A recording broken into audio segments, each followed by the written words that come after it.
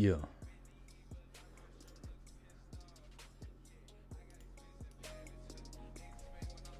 What up, fam? Lay.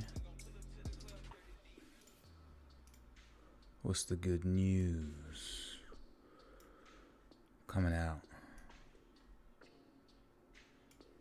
of the north? What you gonna tell me? Oh my god. What's crappening, y'all? My evening has been classic. It was a classic evening. I did a bit of a country drive, quite some distance. And let me just say, the Amish, aside from their horrendous driving and getting in the way of my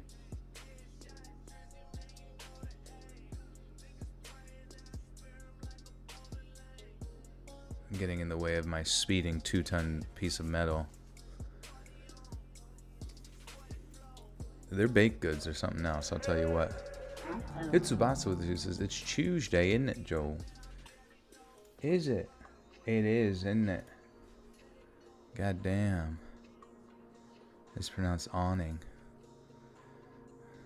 What are we referring to? I don't know. News is Cape Cod sucks. Time to play Stardew Valley, kick back and listen to stream. That's what I like. That's what I like to hear. Star Poop Valley. Sometimes we just be fucking throwing seeds in the dirt and hoping for the best. Defending your village against creepers and the Ender Dragon. To a British accent. All of you guys are British. You call me out for it when you realize that I'm a fucking fraud. My grandpa keeps saying he needs to take me to the Amish shop because my clothes are too revealing. It's ripped jeans. It'd be funny if it was like ripped jeans from like riding a bike or something, like one of those really old bikes with no suspension or anything like that, no gears, with like a little horn on it. He fell off at one time, mild rip in the denim. Grandpa's just not having that.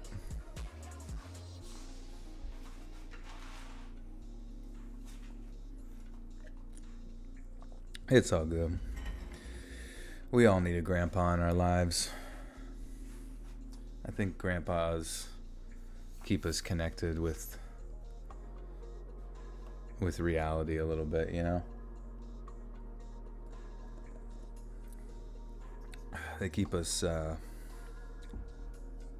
grounded.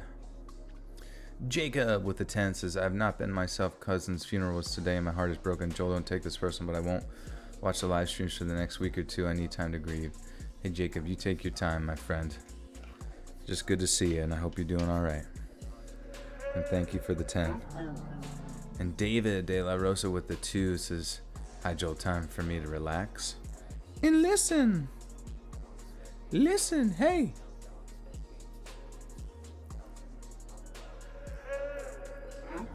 Remember Heelys? Yeah, Heelys were the shit.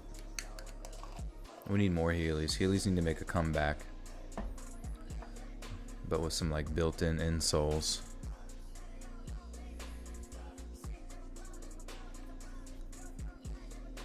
Poppy clap my... Sometimes I should read the sentences before I read them out loud sometimes.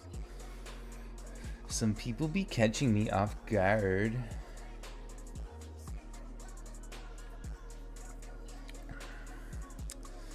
That's very true. If he gives me permission, I'll see if I can send any of his war stories from Germany. Yeah, I mean, if he's okay telling them to you, you know what I mean? Don't, if he's not really, you know, if that's something he's not really into talking about, obviously don't press the issue, but you know him better than I do. If he's open, some people are open about that stuff, you know what I mean? Pretty disconnected. For real, my roller skates are not very comfy. Yeah, that's true. They should just like fill the whole inside with just gel. Also, I'm curious how long we're gonna go tonight, because these stories, they're not necessarily short, but they're not necessarily long either, you feel me? And, you know, it might be, who knows, I guess we'll see. We'll see what's happening, what's scrapping as we go. Maybe I'll be wrong, maybe I'll be incorrect in my presumptions, but we shall see. Hyped, I'm going to fall asleep to this. Literally, I've been for a few months now. Got work early helps me with my anxiety. Heck yeah. You take that anxiety and you just let it flow out of your mind. Just let your brain take you wherever it needs to go, and that'll take you into Sleep Town. As Let's Read 420 friendly. If you're caught with marijuana in the chat, you will be arrested and shot on sight. Unfortunately, I don't make the rules, I just come up with them on the fly sometimes. I don't know why, but my dogs like listening to this stream. Heck yeah, give those puppers little smoochers for me. Give those dogs some a big bowl of milk from old Joel. Do live streams have a schedule? They do, yes. Sundays, Tuesdays, and Thursdays, my dude. Which lines up with the days before videos coming out and whatnot.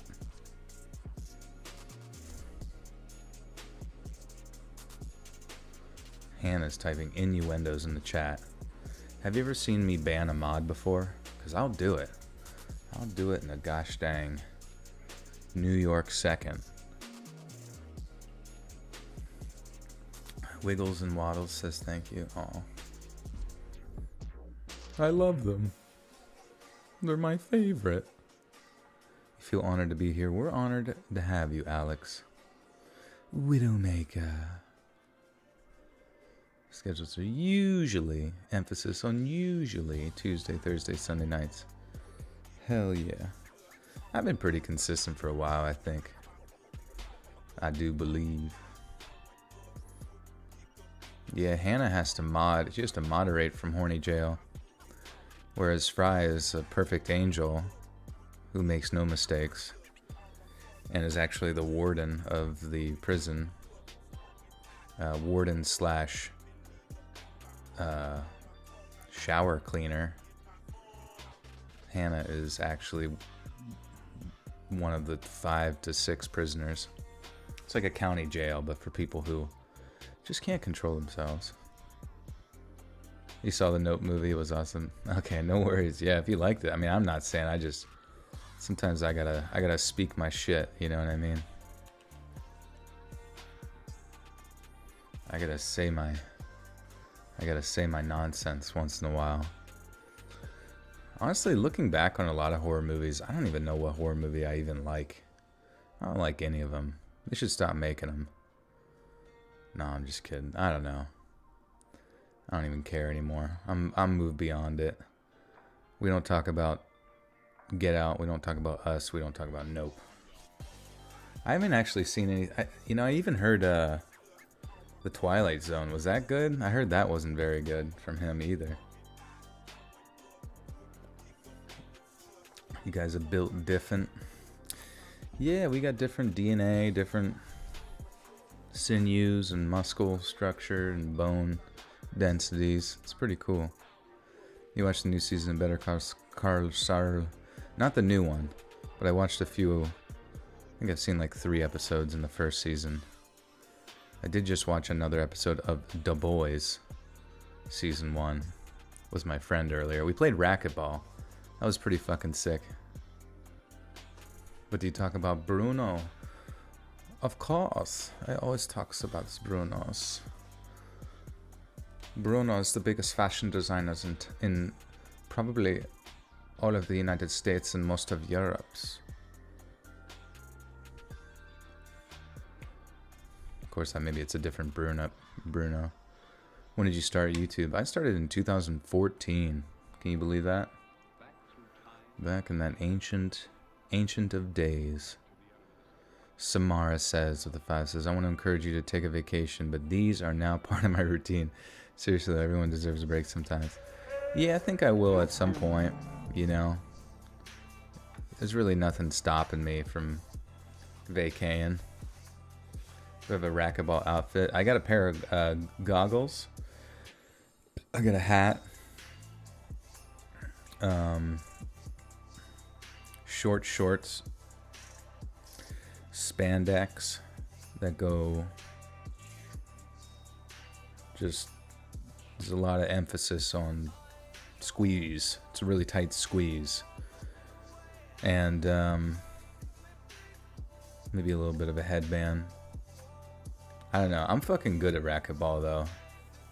I've got quite a smack. And I can like pretty much, I'm like, if you see Neo in the Matrix where he's dodging bullets, that's me with a fucking racquetball going over my, like, right over my throat.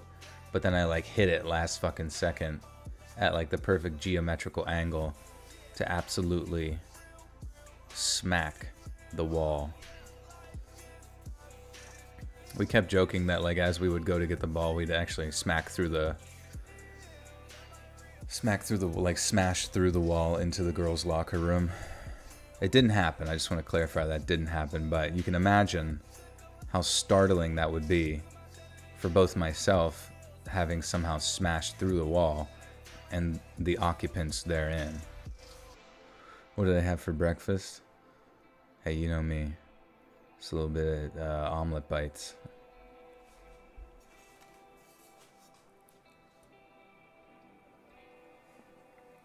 Yeah, a little midriff shirt. Show off the Beely button. Joel, is that a strategy for racquetball, wearing spandex? Yeah, it's pretty much, they don't let you in. It's kind of like going to a country club for golf. And you have to have like a pair of khakis and button-down shirt. You know, look mildly presentable. That's how it is. There's like a certain racquetball culture. You need to have spandex on and be like borderline half naked. Stephanie Bowling with the 10 says, Joel, my husband Jacob is doing all right. I'm trying to comfort him with his sadness. I'm doing fine. I hit the 9-month pregnancy mark, so Jolene's birthday is getting closer. Jolene's due date is August 31st. Oh my God, Stephanie. That's the end of the month. I hope everything's going well for you. And I appreciate you guys. Do I ever feel lonely? Oh yeah, all the fucking time. Every second of every day when I'm not with people. But then you do something and you get with people and you're like, oh yes, life isn't as sad. Like right now. Granted, I'm by myself in my room with Perdipo, but I'm here with y'all. All 257s of yins. Truck driver here. Keep the traveling horse stories coming. I shall, Carlos. Thank you. And thank you for all you do with truck driving. We need those products and food and supply chain. We appreciate you. The voices in my head keep me company. They're rude to me. They tell me to burn things. So I'm an extrovert? I don't know. People say like introvert, extrovert. Like, to me, I look at the terminology of introvert, extrovert as like a verb. You know what I mean? Like sometimes I'm extroverted, sometimes I'm introverted. You know, it just depends on how much you've had of one or the other. You know, are you thirsty? Are you hungry? Are you thirsty? Are you hungry? You know, that's not the same, but you get the idea. You get full eventually, and then you need to like go digest and go take a shit. You need to go shit out the stuff that people said to you, or maybe go sleep it off.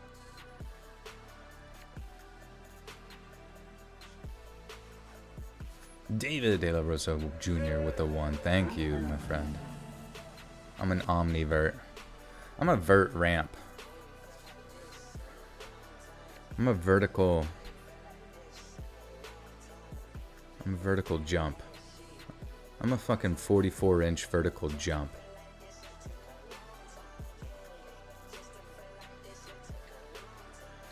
I'm the only main sustenance you taking all day. Good. It's part of a absolutely healthy breakfast. Just keep being a Super Saiyan every day. Whoop whoop.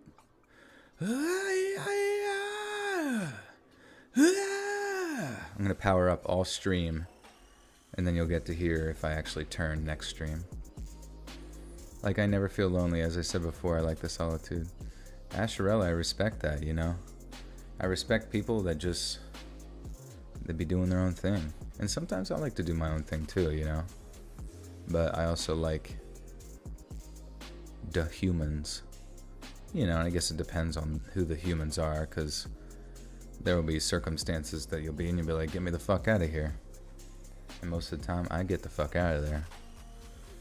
Jacob bowling with the 10.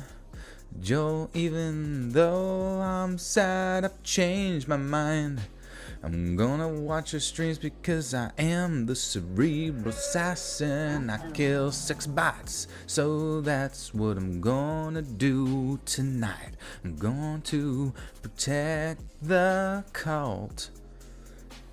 Jacob, I appreciate you, my friend. Very, very much so. In these trying times, you selflessly see us. You see the community. And you stick by the community. And for that, we stick with you.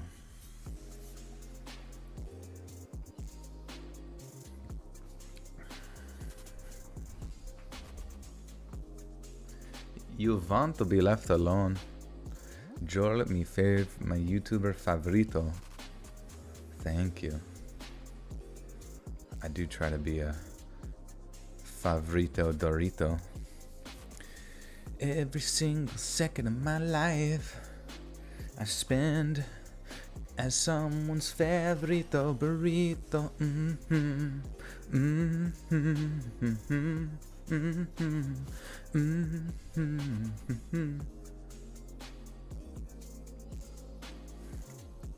You dislike the humans, that's why I work in a by myself job.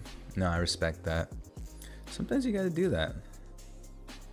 And you know, it just all depends, you know. Sometimes I like it in bursts, you know what I mean?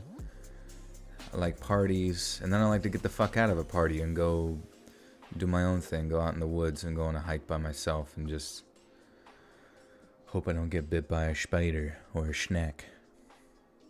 Getting bit by a schneck while having a schneck. Not good. Not good, folks. Not good.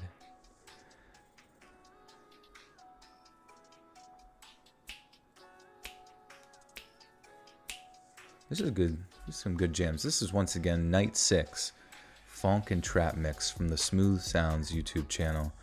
The current jam we are jamming out to is Kill Matt. Did too much. Yeah. Yo.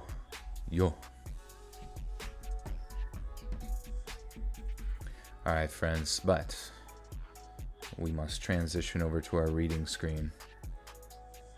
I want to thank all of you for being here, clicking that like button, clicking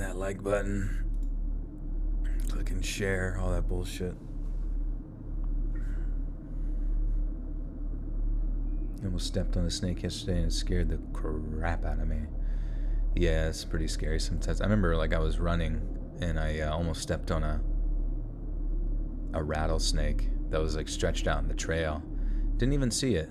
And it didn't even rattle its rattle when I was like there, and I was like, holy shit. And I just like didn't know what to do, and the trail was only about like 4 feet wide. So I just like went to the one end and got built up speed and just jumped over its fucking tail like side, you know what I mean? Because I thought like, okay, I'll jump over its tail side and it won't be able to get me. And like as I did that, I heard it just like quickly go like whatever the fuck, and I just I didn't even look back. I just fucking kept tearing through. I'm like, fuck that shit. Like, getting bit by a rattlesnake is one of my biggest fears. Mainly just because, like, I know it can kill you, but I don't know, just like dying in that sort of like delirium out in the woods by yourself, or maybe even worse, end up losing a limb because of it. Like, they find you. Just seems like not great. Not great, folks. Jacob Bowling with another 5 says, let me warn the sex bots. I'm not as forgiving as Hawk is. Don't believe me? Ask Joel. Now, let's read. Now, let's read. Whew. Now, don't scare him, Jacob. They're only human. Or are they? You're laying in your hammock, your kitty at your feet. That's cute. You should bring him up in the hammock. In the hammy. Alright. The microphone is clear. We are good to go. Roger that, dispatch. Taking off. Alright. When I was a kid, probably 7 or 8 years old, I was quite obsessed with exploring nature. Hills, woods, trees, forests, I wanted to see it all. And since we were young kids, we didn't know about property limits. If you didn't have a big sign up saying stay off, we deemed it as free to explore. Really naive of us, I know, but I kind of miss that ignorance. One morning, a group of friends and I headed out into the forest to go exploring since we all lived near a wooded area. The one thing that I miss about being that young was that everything was a toy. One of my friends discovered some low-hanging sturdy branches, but to us, they weren't just branches. They were swing sets and balancing beams. Another thing about being a kid was just how fast time could fly by. 30 minutes outside would poops.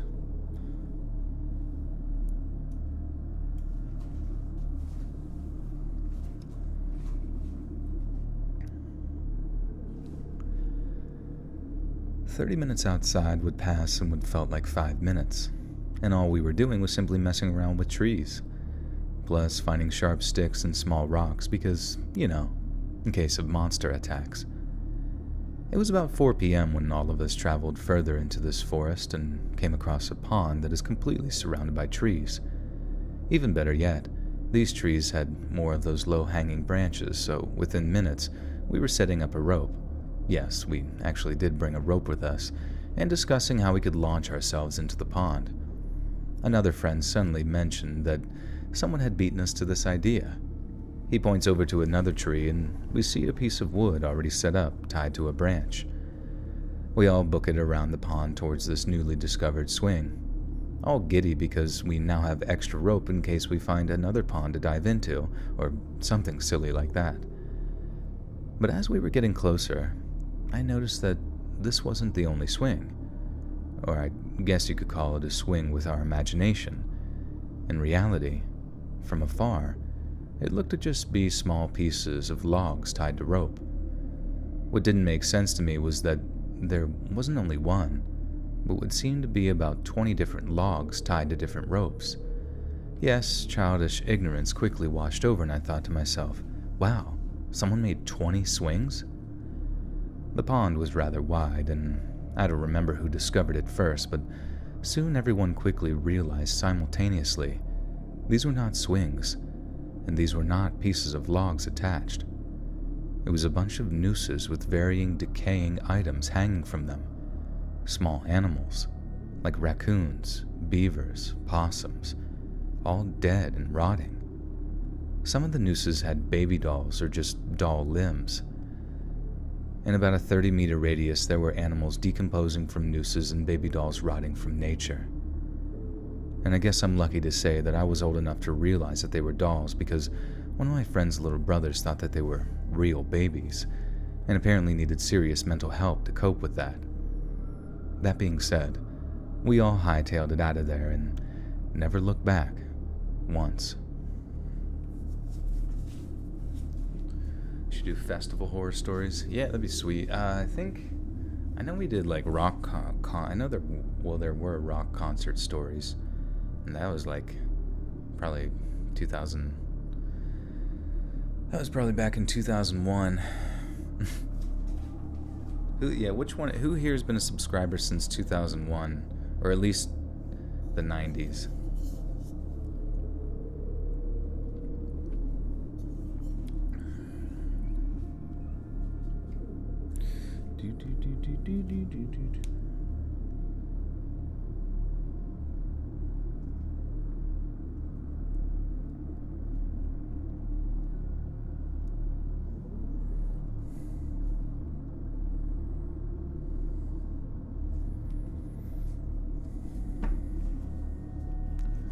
Alrighty. Story number 2. Yeah, so I'm kind of feeling like, since most of these were about that length. Wait, no, actually, that one was only 2. Okay, yeah. So they'll be a little bit longer than that, I think, as we go. We'll have to see. It's no big deal either way. Content's content, you know what I mean? Subscriber to what? Subscriber to the YouTube channel. Duh. Subscriber to T-Series, bro.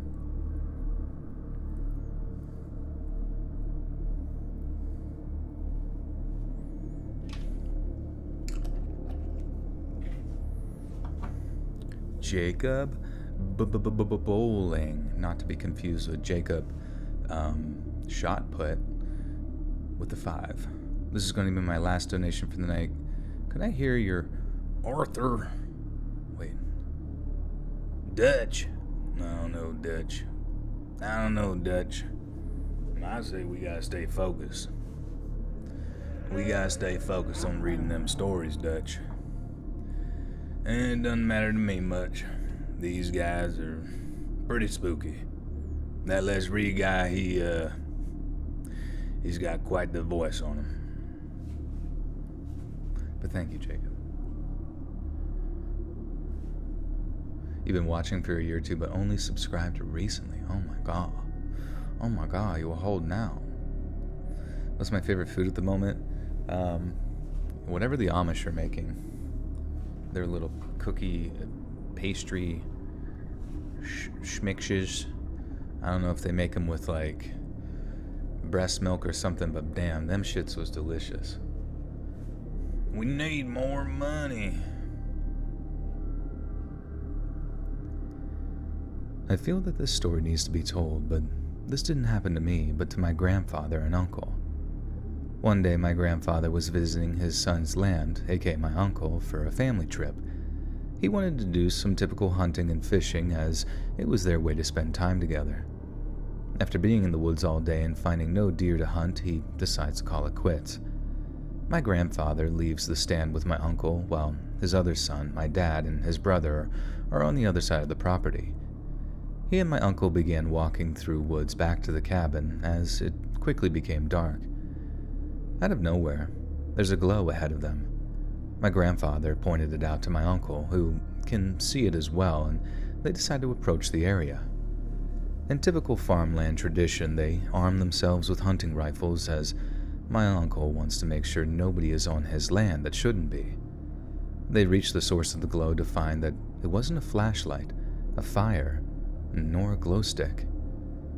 It was a soccer ball-sized mass of goo that emanated this massive glow. So, in my grandfather's exact words, they decided to blast out of there. But the bullets they fire seem...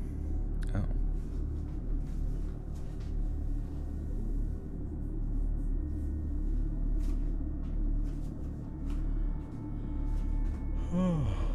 Alright. Well, this one seems a wee bit, seems to be a wee bit paranormal. Paranorman.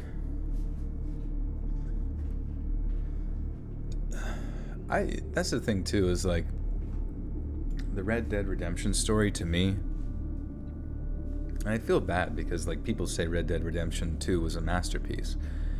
And I would say that it was in many gameplay aspects, world building.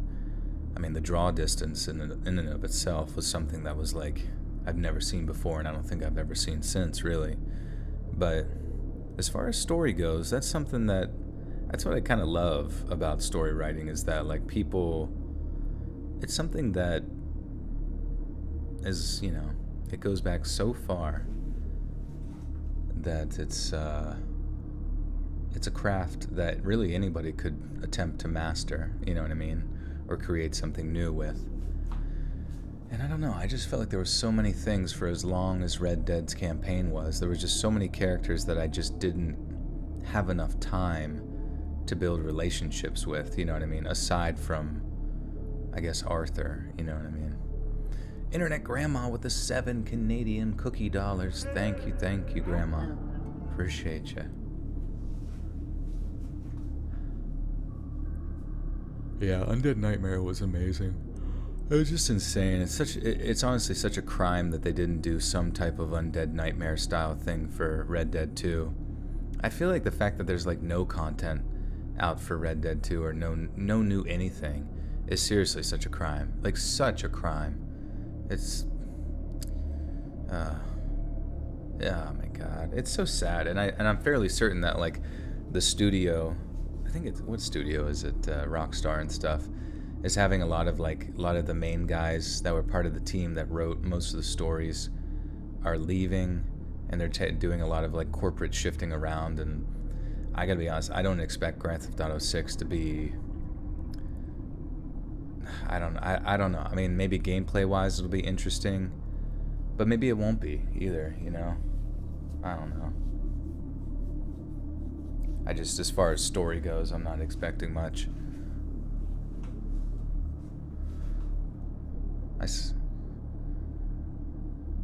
Yeah, a lot of their focus goes to GTA 6 as well. But that was one of the shitty things that I saw on Twitter trending, that like Rockstar was like getting away from a lot of their like immature humor or like a lot of their offensive stuff, you know what I mean? But I'm like, what the fuck are you talking about? That's the whole goddamn point of Grand Theft Auto, is to be like as ridiculous as possible, as offensive as possible. Like what kind? I mean, I'm sure you could create like a more serious tone story and it would still convey something solid, you know what I mean? But I mean, that's not very Grand Theft Auto, you know what I mean? I mean, we'll see. I don't fucking know. I don't know why they like. What's the point? What's the point of toning back shit? You know what I mean? Just do it. You know? Yeah. I don't know. It's so dumb because like so many like corporate entities sit there and like say that they want to tone back like offensive humor, but like people will find it one way or another. They're going to like see it in the form of like a meme. They're going to see it in the form of like, I don't know, low-key comedy groups and maybe stand-up or something, stuff that doesn't cost as much money. And honestly, I don't really think people give a shit as much as you think. As much as you give them like credit for ambiguously giving a shit about jokes and like it like really upsetting like 2 or 3 people, you know what I mean? Like I really don't think like I don't know. I just don't think people care as much as people like to pretend that people care. It's almost like a false sense of like I really do feel that it's just like a false perception of the, of like what the population actually thinks, you know what I mean? If you want my edgy humor, I'm popping on the Cumtown podcast. Nice, yeah, the Cumtown guys are funny. That Nick. It was sad to hear that Nick and those guys are going off to do their own thing, but it is what it is, It still seems like they get lots of support, so, and I follow, oh shit, I almost dropped that. I follow Nick on Instagram, Nick Mullins, and he makes jokey jokes, which are funny. If you could be any Red Dead 2 character, who would you be? Maybe Sadie. Sadie was pretty badass. But I feel like Sadie was like an underdeveloped character, even though I know she went through some shit. I feel like that her jump from like helpless to badass was almost like too fast, you know what I mean? I almost like there's so many characters in that game that I wish they like expounded upon, more so. Oh yeah, I mean I haven't played fucking what's it called? GTA 5 in years. I mean, I know people play the RP servers and all that kind of shit. Joel has fallen. No, my lip lube took a spill off the desk. I'm just too cluttered.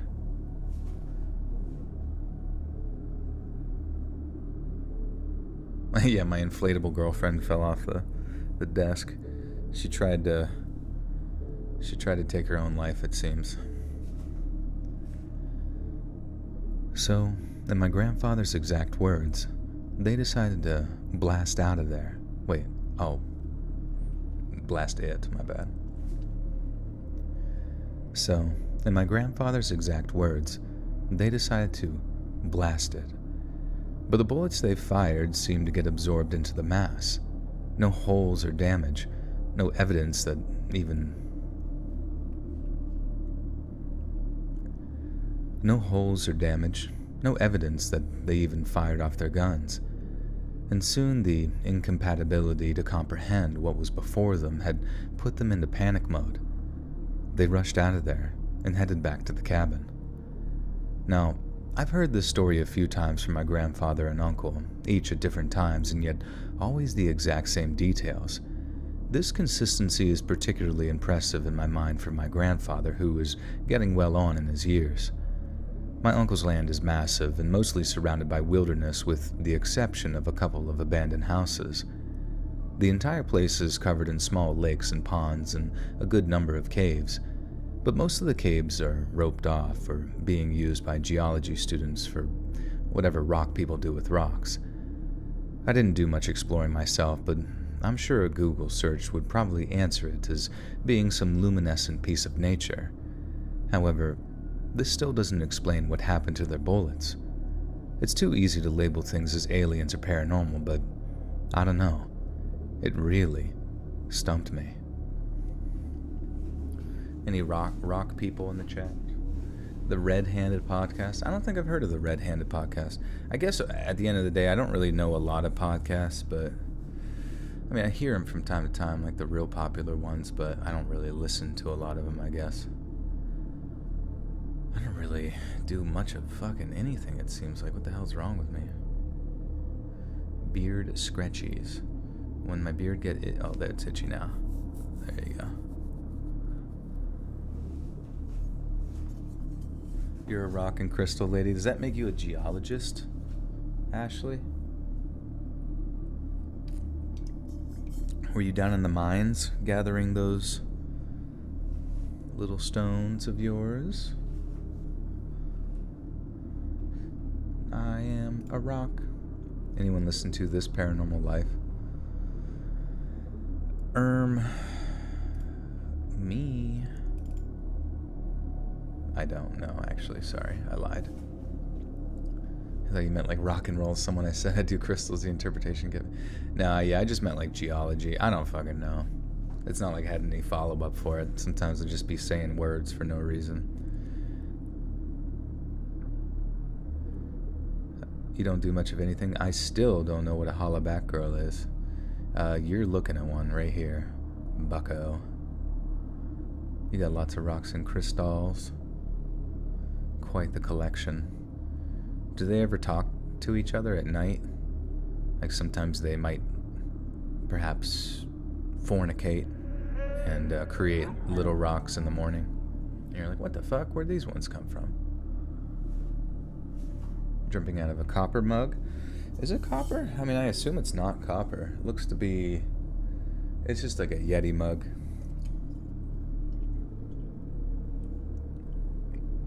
Made with real Yeti skin. What does 4chan mean? 4chan is just a website that's like an anonymous messaging board where people just, I don't even know, there's varying like topics of each board.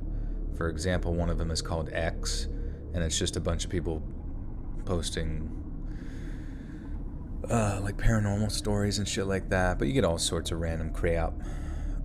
But since it's anonymous, obviously, be warned, there's a lot of bad stuff on there your innocent eyes may not want to gaze upon.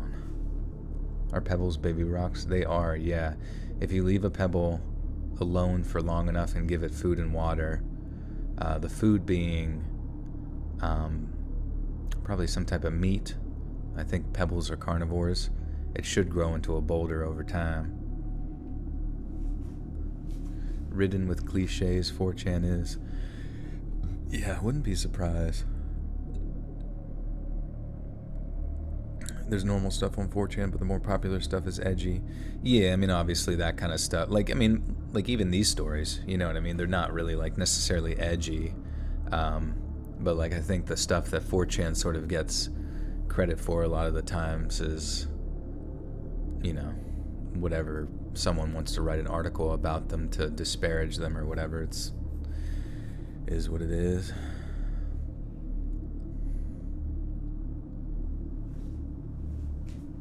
Does the writing on Let's Read merch start coming off after a couple of washes? Mini Yeti shirt for Paranormal Junkie just shed all of its writing. You know, you could probably, to determine that answer, you could probably find out from like people who do reviews for Spreadshirt, because that's where all the merch is for Let's Read, and I'm fairly certain that it actually is really good quality.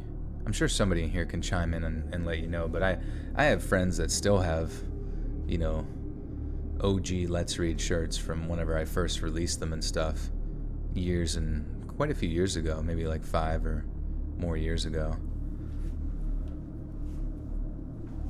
Oh yeah, Let's Read merch at shop.spreadshirt.com/Let's Read. All sorts of cute stuff over there. How old am I? I am 32.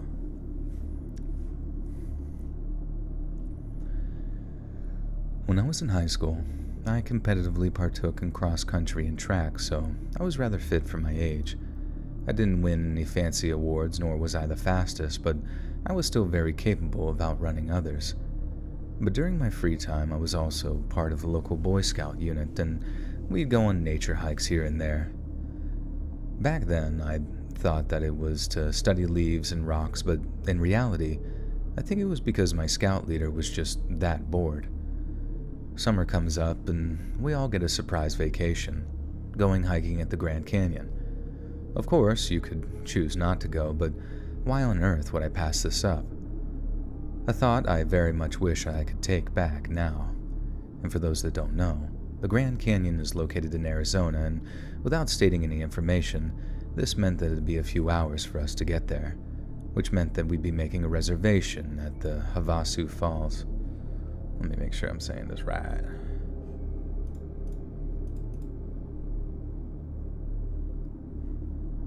Havasu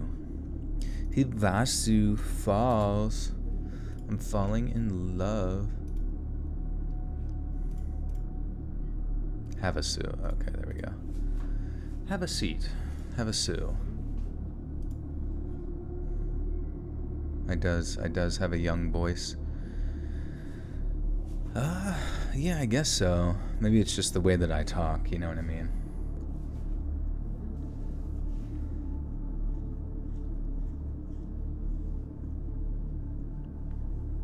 Maybe I just watch so many memes.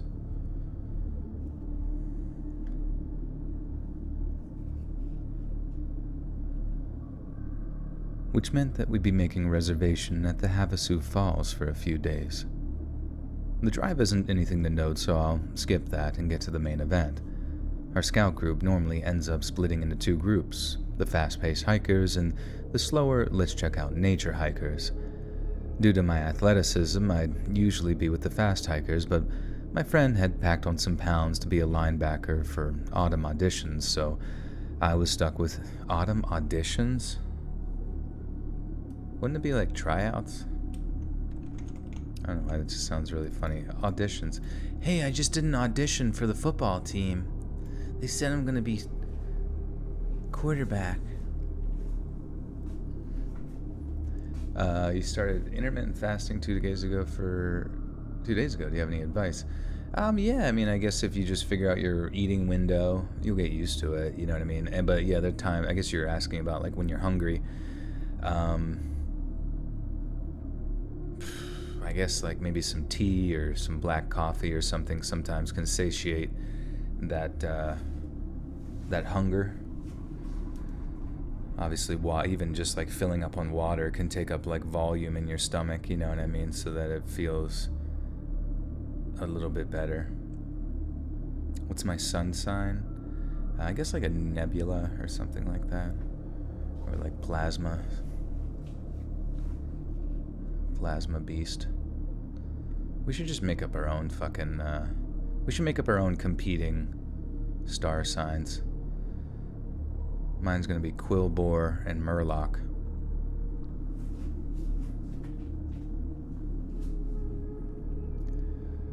Due to my athleticism, I'd usually be with the fast hikers, but my friend had packed on some pounds to be a linebacker for tryouts in autumn, so I stuck with him in the slow group.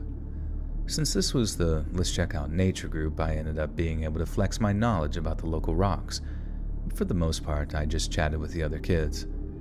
Another thing about being rather quick on my feet is that if I decided to linger back to look at something, I could easily catch up with the group. So this one stone wall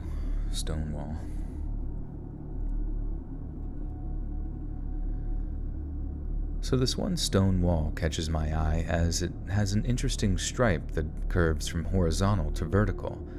So I tell my friend that I'll catch up as I want to look more into this particular stripe. My friend accepted the weirdness, shrugged, and just walked away. As I inspected the pattern, I soon noticed that the rock was an andesite. I should probably look up what that is. It says, "Hey, Christ. With the 5 gifted memberships. Thank you. Welcome, Miss Bunny, Lynn, Ashley C, M. Stassi V55, and Lilium.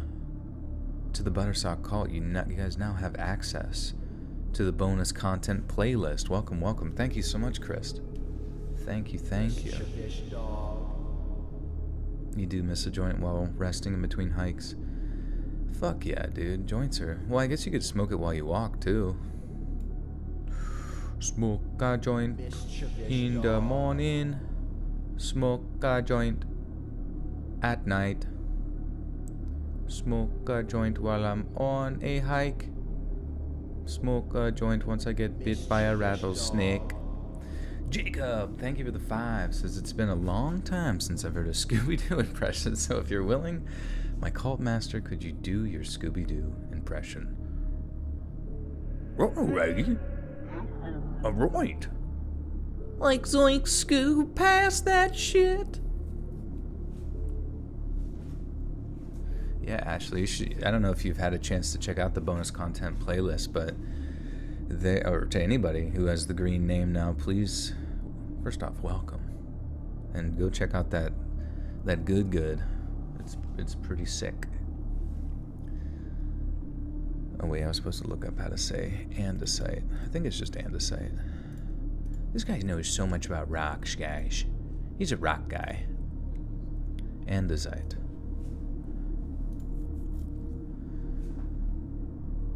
As I inspected the pattern, I soon noticed that the rock was an andesite, which was really strange, so... Fuck, man, all these really cool rock words. So we got andesite and igneous. Igneous rock. Andesite. I wonder if andesite is more of a French, or not French, but a proper English version of saying it. Whatever, who cares?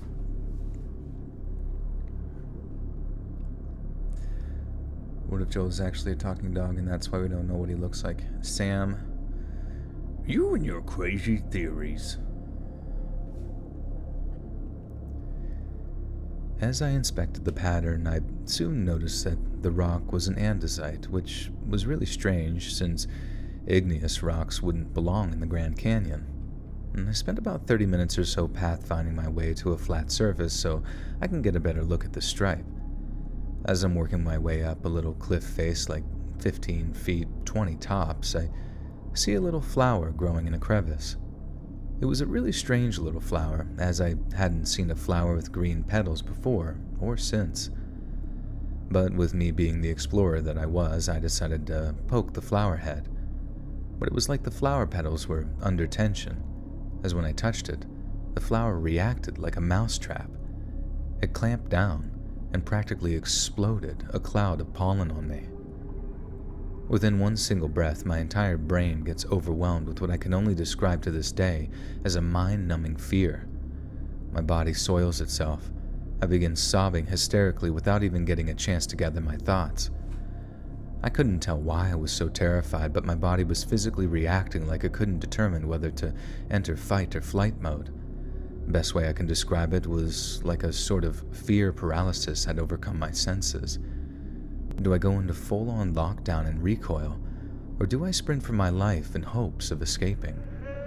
Suddenly, I'm practically leaping down the rock wall I had climbed, being only semi-careful of where I'm placing my feet.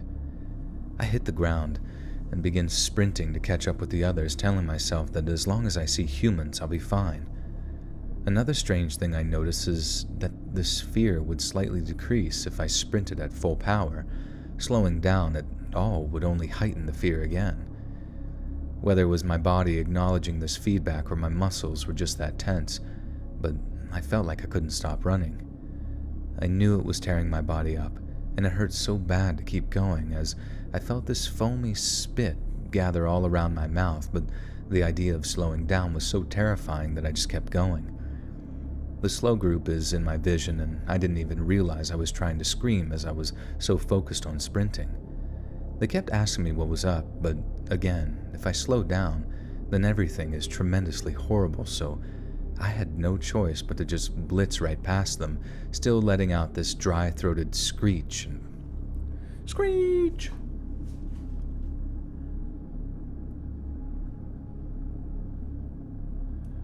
Anthony with the 5. We know what he looks like. He looks like a real boy. Like a real boy. I see your nose growing, Anthony. Boom, boom, boom, boom, boom, boom, boom, boom, boom, boom, boom, boom.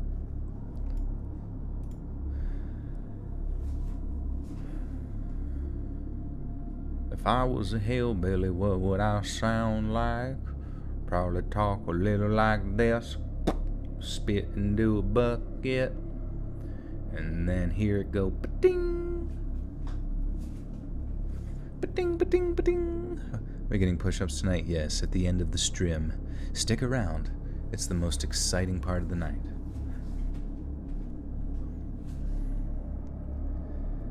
They kept asking me what was up.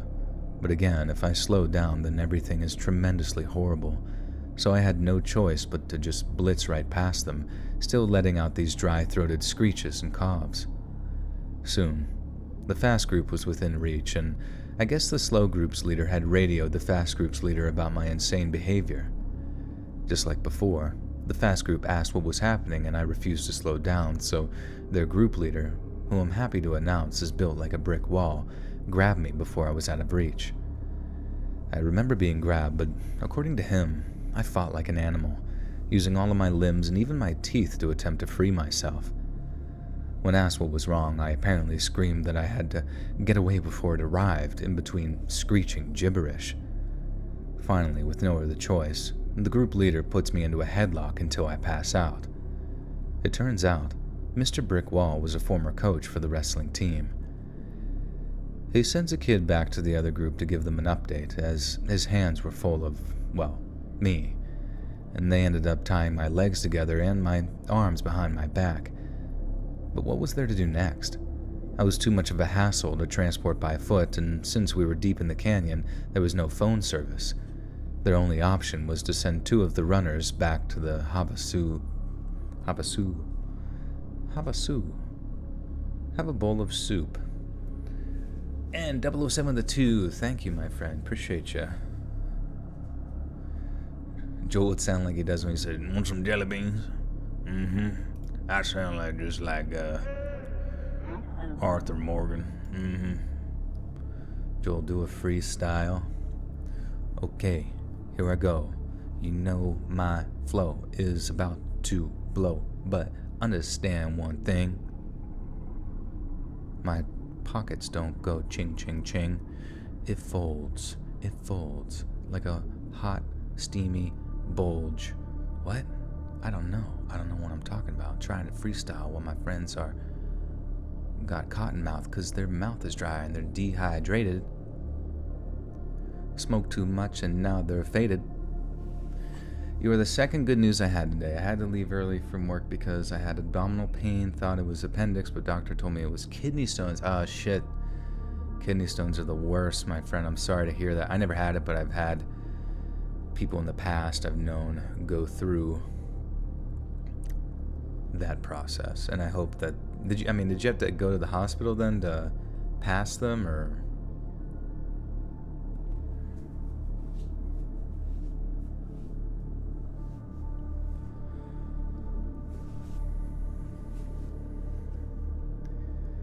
Their only option was to send 2 of the runners back to the Havasu Pai reservation and have them evacuate me via helicopter. The kids reach the reserve, tell them the issue, and the tribe ends up sending a horse to carry me close enough range. Oh, I see. Holy shit, dude. What the fuck was that plant? It was like it reminds me of like something like poison ivy from like Batman would spray in your face. Poison ivy from Batman.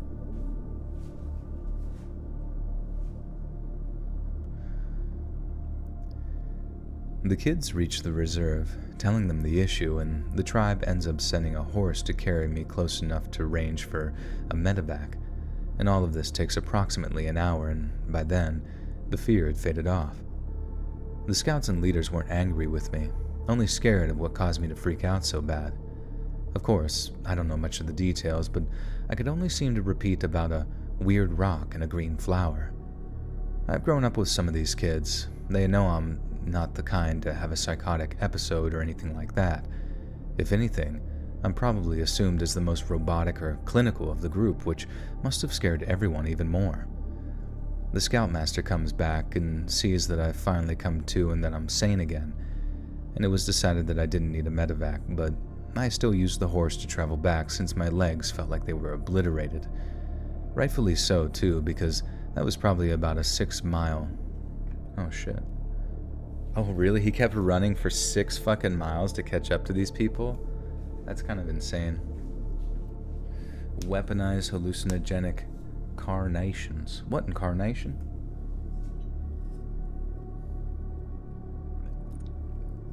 Never watched me live before? Well, welcome, Hook, Line, and Stinker.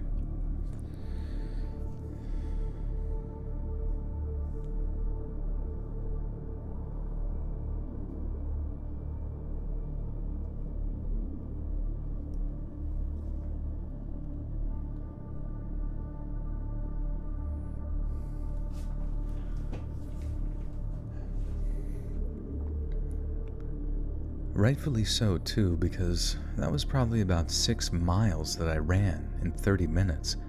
I couldn't even stand. I ended up spending the rest of the trip at the reserve just taking it easy, trying to get recovered enough to walk normally. I'll be honest, if I hadn't stuck to the trail and if the scoutmaster hadn't been there, I think I literally would have run myself to death. It took a super long time for the fear to wear off when I was basically held down, and even then, with the amount of running that I'd done, I was basically handicapped for the next 2 days. I asked the reserve tribe. Oh, okay. Yeah, I was curious if they were going to ask somebody local about the thing. April D with the welcome back for 2 whole months in the Buttersalt cult. So thankful for your streams. A great way to end some less than stellar days. Of course, April. Appreciate ya. Glad to have ya. And thank you for 2 months in the cult. I went to the hospital. The doctor told me the pain could happen again, gave me some painkillers and some other pills to dissolve them. I feel better now. The pain really doubled me over. Yeah, it really does that, man. Some people say some of the worst pain they'd ever felt. But I guess that should be a wake-up call for you to investigate into what caused the kidney stones, which I imagine had some large degree of dehydration, perhaps, and maybe Maybe whatever your, like other drinks that, I'm trying to think. I mean, obviously like soda probably plays a huge role in that, but dehydration as well. Sometimes you just need to every hour or so. I wouldn't even think it too abnormal to just like chug 8 ounces of water maybe every couple hours. Brat 1031, welcome back also for 2 whole months. And the Buttersock Call, it says, I missed the live stream so much. Thank you for helping me with long work days. You're welcome, Brat. Anytime. And thanks for being here. I asked the reserve tribe about the flower, and they said they'd never heard of anything like that. And whenever I hear stories about someone being found 30 miles off course from their hike at the top of a mountain or something, I think about that weird little flower and wonder about how many people survived that little ball of doom. I feel like, there's no fucking way, dude. Well, I mean, maybe they don't go into the canyon too often, but how the fuck would they not know what that flower is? I feel like it would be like almost like a guaranteed that they would be somewhat familiar with it or something. I don't know. Still, interesting. Robin Smith, thank you for the big 20. Hey Joel, this is the first time I've been able to join a live stream in like 6 months. Your smooth voice and humor always makes me smile and have a good laugh. Thank you so much. We all need a good belly laugh now and then. This is true. I like to get my full belly involved until it releases gas. But thank you so much, and it's good to see you, Robin. 6 months. It's crazy, time flies so fast. Dark soda is what's bad. I believe it. I drink a lot of like diet soda. I really shouldn't, but it's one of my weaknesses. But I also like to chug a lot of water from time to time. There's something good about it. If you've never just like chugged a solid amount of water, I don't know, there's something like it flushes your system in like a really short period of time. Like I don't know, for me, I feel like in my skin, I feel like my lips plump up. Everything just plumps. You get a good plumping.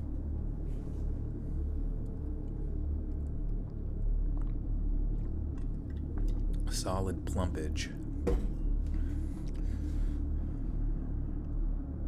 She says she can drink a liter of Coca-Cola. Who's that? I have SodaStream. What's SodaStream? Ever hear of Devil's Breath? I don't think so. What is that?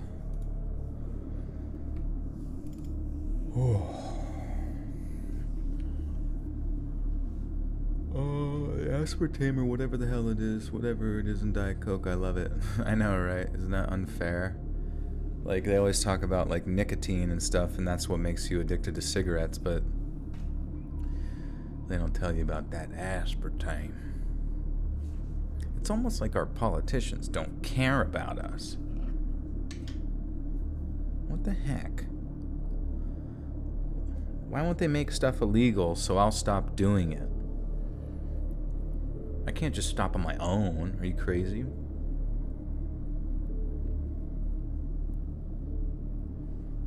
Eight glasses of gravy. Baby gravy.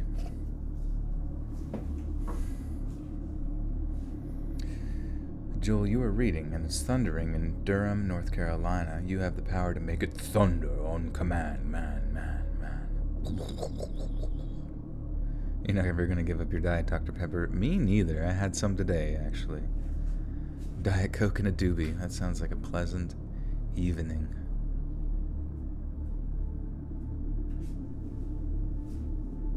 A bucket of soda, hell yeah. Ready for any movie. My grandfather served in the Vietnam War. He didn't really tell people about it, and it turns out it's not for the reasons you think.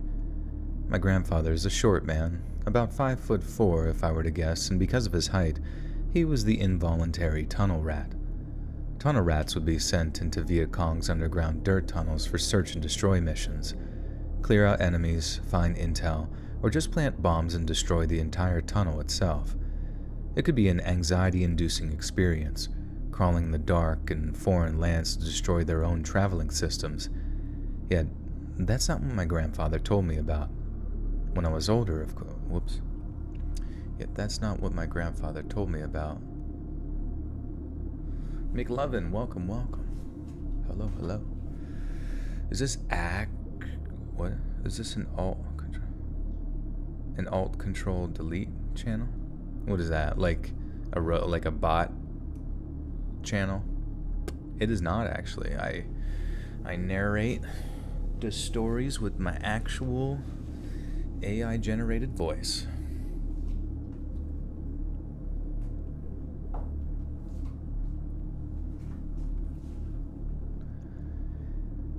Yet, that's not what my grandfather told me about. When I was older, of course. He had much, much worse encounters as a tunnel rat. At the time, he and another man, Daniel, were designated tunnelers. Daniel wasn't as short as my grandfather, but still short enough to be another rat. So the two of them get sent out to clear out and destroy a tunnel system, equipped with a little flashlight, a bayonet, an old revolver, and some explosives. To them, this was a basic mission, nothing new nor drastic. In fact, it was a rather simple mission, as there weren't any Viet Cong or even any traps set up. It felt like the tunnel was abandoned, which wouldn't really be all that surprising. They seemed on guard for traps as they entered further in, eventually coming across a larger sectioned out area. This bigger space allowed them to sit up into a half-standing position, and they could even hear water running through the tunnel. Daniel mentions how they're possibly above a river, and my grandfather comments that the tunnel could lead into a watery cavern and points off to the opposite side.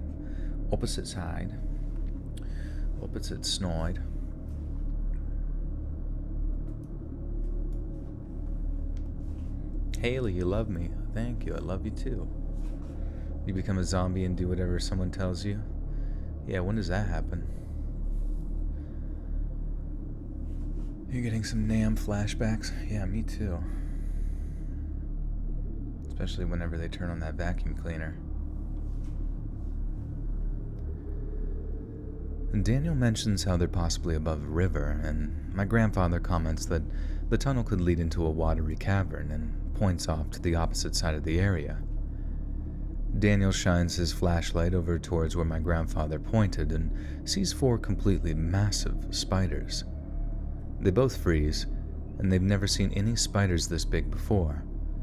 My grandfather says that they were longer than a foot each, and each one of them had a leg span of about 2 to 2.5 feet. 3 of the spiders were bunched up right next to each other, with one resting a couple of feet from the cluster. My grandfather doesn't just hate spiders, he's absolutely petrified of them. In fact, I remember when I was a kid, he threw a kitchen chair at a daddy long-leg spider. But seeing these giant creatures left him paralyzed. Both him and Daniel couldn't move out of sheer shock and horror of how large they were, and that's when Daniel takes his eyes off the cluster and looks at the other one that was apart from the group. But it's gone. My grandfather looked to his left after schmanding.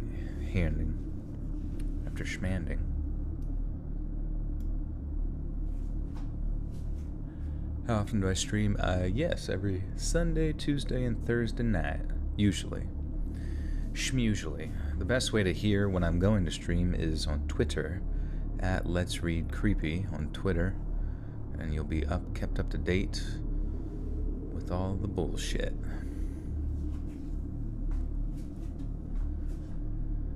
But it's gone. My grandfather looked to his left after hearing Daniel curse to himself, and found that the lone spider was beginning to advance towards them. Not at a quick pace, but at a slow, steady speed. He compared it to how a predator stalks its prey before pouncing on them. Daniel curses again, but my grandfather abandons all rationality and begins to open fire on the spider.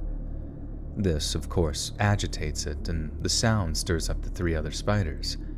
He and Daniel turn around to book it out of the tunnel, as Daniel tosses a charged explosive behind them. My grandfather mentioned how he could actually hear the spider's legs tapping and clicking against the dirt as they crawled after them. They make it out of the tunnel, and Daniel presses his detonator, ensuring that if these things were behind them, they weren't anymore.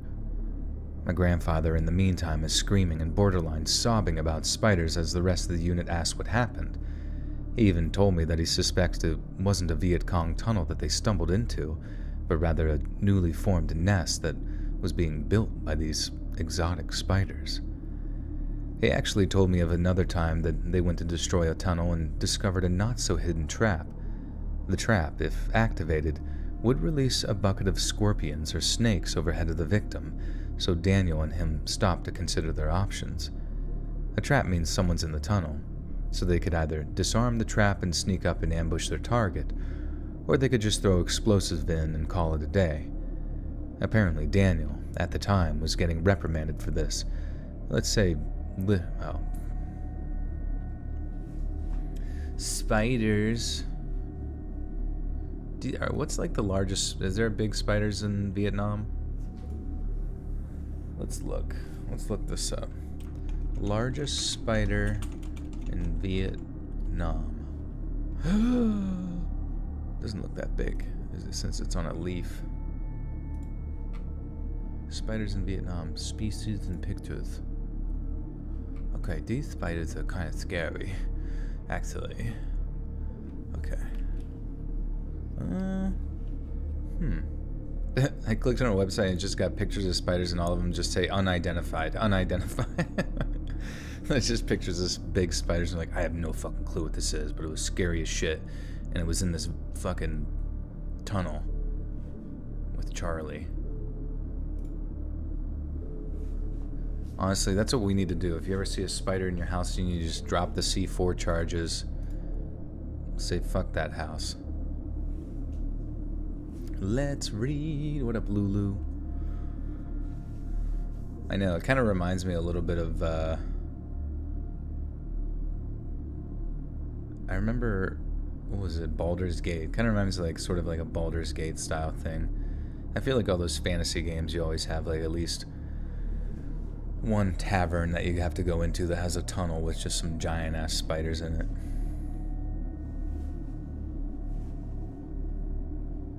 Mischievous logs. The daddy long legs ones are creepy. The daddy long leg ones are the nicest ones though, even though apparently they are very poisonous. If you get bit by one, you turn into a spider man.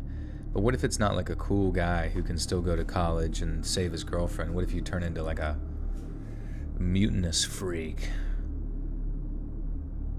with long 8 legs and shooting out a bunch of sklorb out of your mouth, and you must feast upon the living?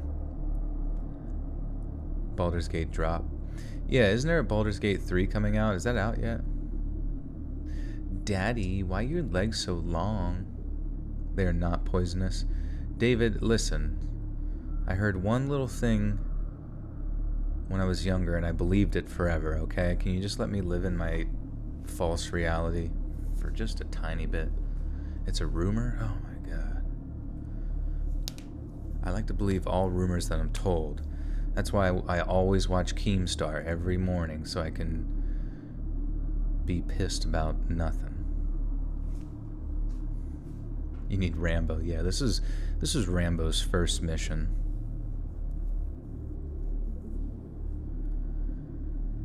Apparently Daniel, at the time, was getting reprimanded for his, let's just say, liberal use of explosives, and so they decided to disarm the trap. Normally, the traps they come across were rather simple to deactivate, but this one was very complex. Daniel mentions that if this doesn't deactivate properly, then they're trapped in the tunnel with deadly poisonous animals.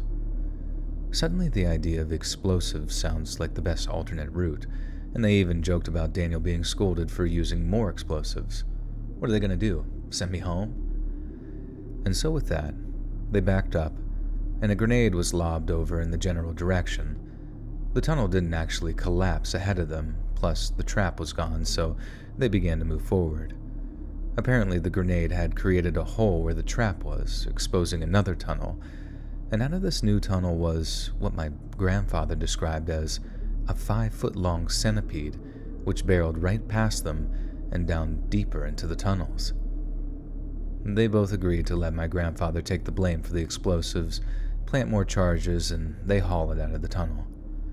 To my grandfather, verbal reprimanding is a million times better than being stuck in tunnels with 5-foot-long centipedes and spiders the size of dogs. What are they, on fucking Kong Island? Like, how the fuck is that shit so big? I feel like that just sounds like a grandpa story. These fucking centipedes were 5 feet long. Goddamn anaconda boa constrictor mix. With arachnids, oh my god, the size of Kooky over there. And it's just like a little dog, like, with its head tilted to the side. Ruff, ruff. I could have ate you whole, Kooky. His name's Cookie, but he calls him Kooky.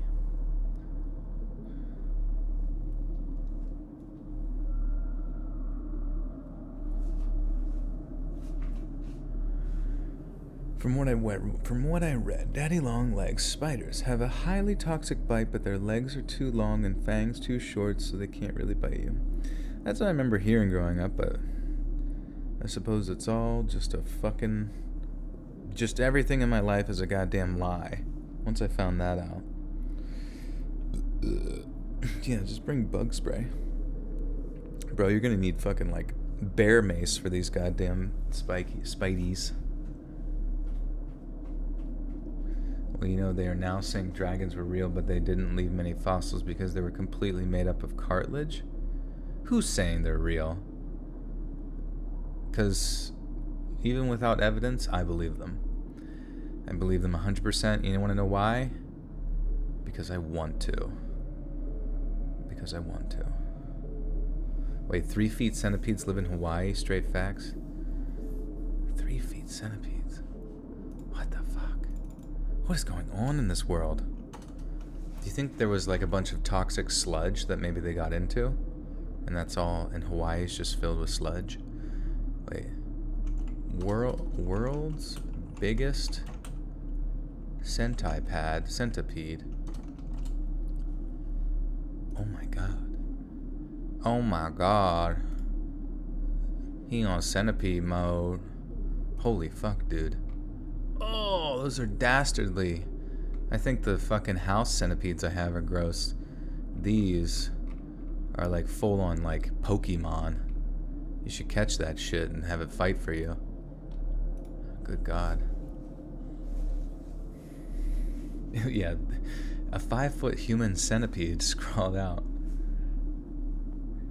Shooting waste through one mouth and out the other. I love how like that was like the German scientist in the first movie that did that. That was his grand plan. You know what if I just like sew people ass to mouth style, and this has got to work.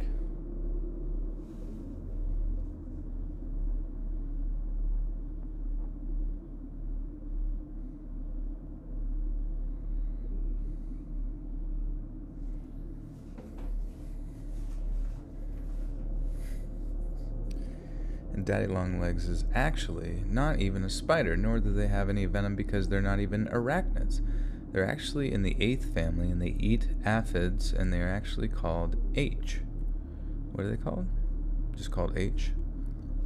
And they're called harvesters, nicknamed daddy longlegs, but they're not spiders. Interesting. That's so interesting. What the hell?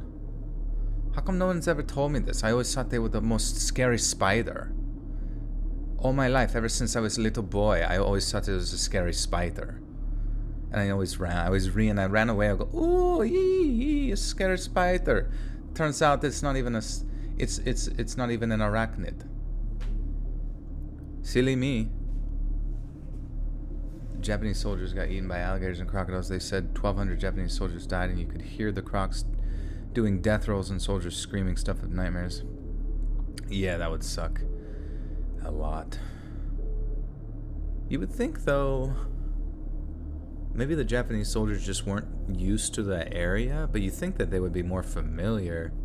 Well, I guess like their campaign took place all along the Pacific, Or what are the Pacific Islands, so that they're probably pretty far from home, huh? Well.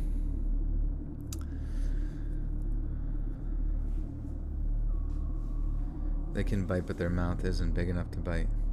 Well, that sounds like God has cursed them. Rightfully so.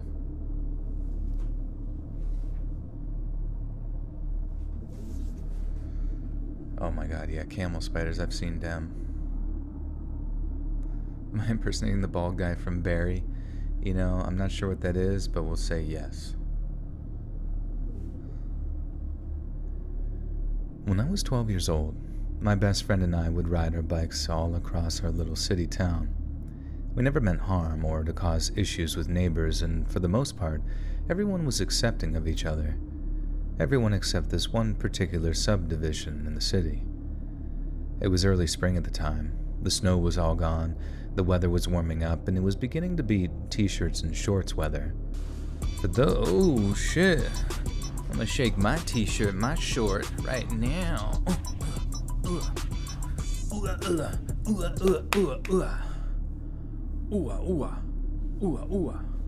D Shore with a 30. Thank you, D Shore. D Shore. D Jersey Shore. Coming in hot.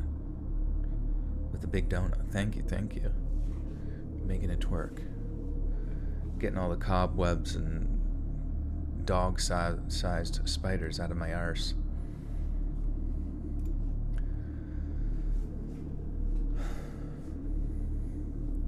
That'd be funny. You're like sitting on the toilet, and all of a sudden you feel like a small explosion in your butt, but it doesn't like hurt. And then like, you know, this guy's grandpa just falls out and he's like, Jesus Christ.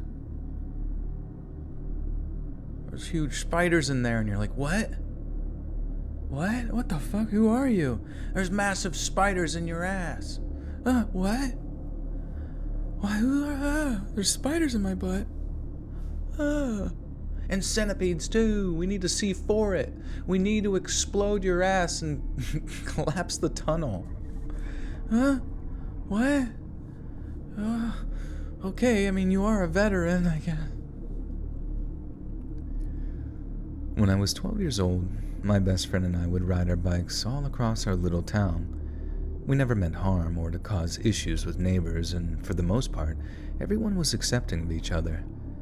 Everyone except this one particular subdivision in the city. It was early springtime at the time. The snow was all gone, the weather was warming up, and it was beginning to be t-shirt and shorts weather. For those of you who love spring like I do, this equates to pure bliss. So, like always, my friend and I met up and began riding our bikes through the neighborhood. We decided to explore further out than usual by a few miles and ended up in the previously stated subdivision. Previously stated. Yeah, there's a whole war going. Like, what's going on? Charlie has built a tunnel system through your butt. Charlie? I have a friend named Charlie.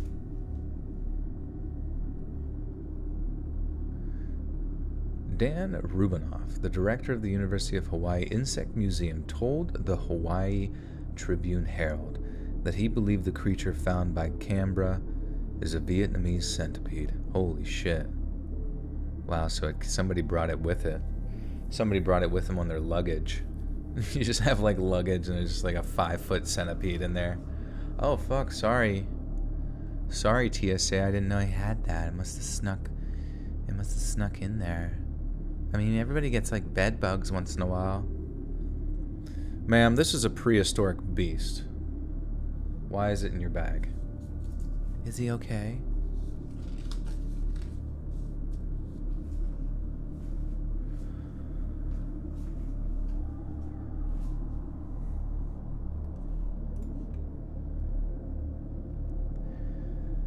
We decided to explore further out than usual by a few miles and ended up in the previously stated subdivision. My friend, who was ahead of me, turns down the street and instantly I can hear someone making a fuss about him riding his bike in the street. I followed behind and realized that this wasn't a kind of lecture about road safety, but more like a, if you don't get off the road this instant, "oh, why I oughta," shaking fist type of yelling. My friend wasn't one to care for authority figures, probably because his home life wasn't the healthiest, so this resulted in him giving the finger to whoever was yelling at him. I couldn't tell if the person was yelling inside a car or a house, but I looked all over for this stranger.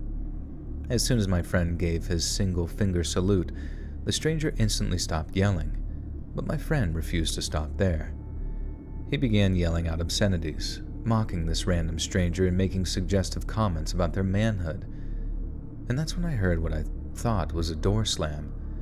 In fact, I was so busy looking around to find this individual that I genuinely thought they rushed out their front door and it slammed that hard. But finally, I looked ahead and my friend was laying on the ground, sprawled out on his back, his bicycle on top of him. I assumed that he had jumped from the sound, lost his balance, and accidentally fell down. That is until I saw blood pooling underneath him. I was probably a few yards away when I caught up to him, seeing his blood spilling underneath him. I don't do well with blood, so I began sobbing and panicking, trying to keep my cool, but I couldn't. The reason my friend was on the ground was because he hadn't lost his balance. He'd been shot. Whoever he had agitated felt that their ego was in such danger that they had no choice but to shoot a 12-year-old boy. A woman, probably in her 20s, came racing out to see what had happened. Her and I made eye contact for a brief second. I had no idea what was going to happen. Was it her who shot him? Am I next? Were we trespassing and this is what happens to kids? She looked down and saw the blood underneath him and screamed so loud I swear it was louder than the gunshot earlier. Eventually a crowd began surrounding us, and I even remember someone mumbling about how the street never changes. That stuck with me for some reason. Eventually the ambulance arrived, but everything is fuzzy after that. I remember the police taking me in for questioning and how terrified I was, thinking I did something horrible and it's my fault that my friend was in the hospital. I later on discovered that this was survivor's guilt. I tell my story, a few of the neighbors tell their perspectives, and soon the suspect is identified and arrested. Long story short, my friend survived as the bullet had miraculously missed any large organs and the ambulance responded in good time. And I would later find out that their good response time is a rarity, which to this day still scares me. The reason the scumbag shot my friend wasn't just because of the insults, but because he apparently was wearing gang colors, and the guy thought that he was scoping out or something. My best friend could have lost his life, and it's all because some low-life scumbag had to check his own ego because of the colors of some clothes.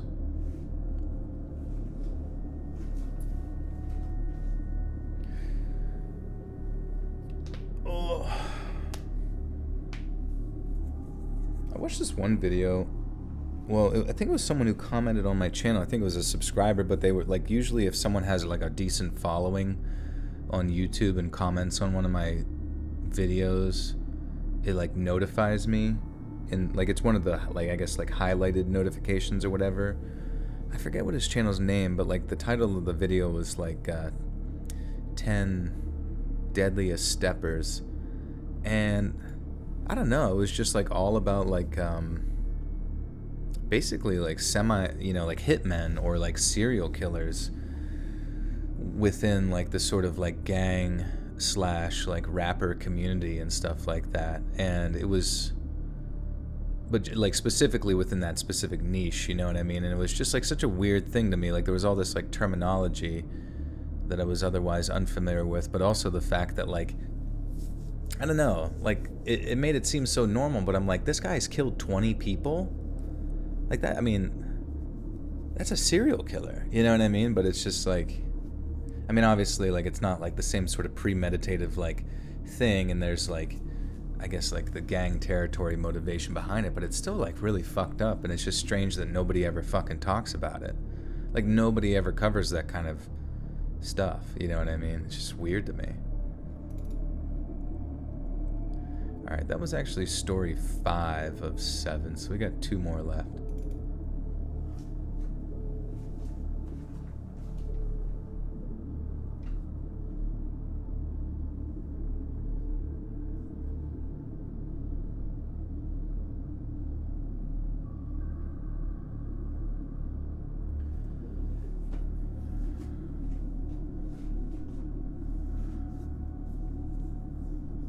So what the muscles like these days? Just fucking non-existent, since I'm just literally bones inside of a suit. You heard Michael Jackson was a Crip? I don't believe you.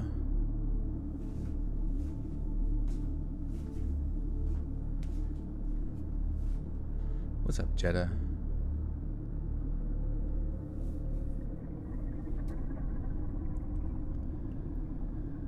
"3 years ago, my Aunt Barb died. To me, this meant a couple of things. The first being that my last close connection with my family had passed away before her 70th birthday. The second was that I wasn't going to be invited to the celebration of life because I was a familial outcast at that point for going no contact with my parents. I contacted a cousin of mine and they agreed to let me crash at their place for a couple of days because they spoke to Barb before she died and our mutual aunt told them that I was the only person who was still calling her weekly. It was sort of the thing that we did where we would update each other on our lives. That way I got to keep tabs on the family that wouldn't talk to me, and Barb got to talk to a loved one because barely anyone ever really visited her. She wanted me to sing at her funeral, and unfortunately that wasn't going to happen, but I was definitely going to be there for the celebration of life, even if only for a moment. I was going to have to drive through Utah and Idaho to get to Montana though, and unless I wanted to effectively bankrupt myself, I wasn't going to be sleeping in a hotel room on the way. That meant almost 20 hours of driving with only gas station bathrooms to break up the monotony. Oh well. I got things scheduled with Hannah, my cousin, and I departed at 10. The land of Mormons didn't give me any issues, thankfully. My recommendation for road trips is to carry lots of water from the beginning and to very lightly snack on food throughout. Less stops the better. Anyway, the forest gets denser the further north you go. Though it's never really blinding, you still have to stay vigilant. So after lots of water and maybe some soda, it's best to switch to energy drinks at sunset to get through the night. The main thing is water rules over all else. Anyways, I made it through Idaho fine. Being a little wired from an energy drink, I hit Montana, and that's where things kind of turned sour. Naturally, I'm already anxious about running into my family, even though there's no way that I could run into them at the border. They mostly all live in the central or eastern part of the state itself, but I'm driving along this big lake or reservoir and I feel this chill. It was like intuition, the way you feel when something moves out of the corner of your eye, but it felt through... Choked on my spit.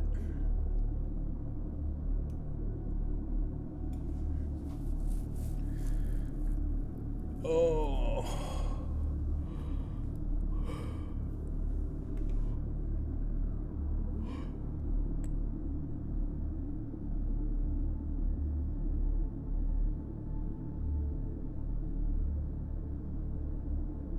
Take my penicillin shot. I don't know where it is. I lost it. McLovin hit the gritty. Hitting the gritty. Hitting the gritty on them titties.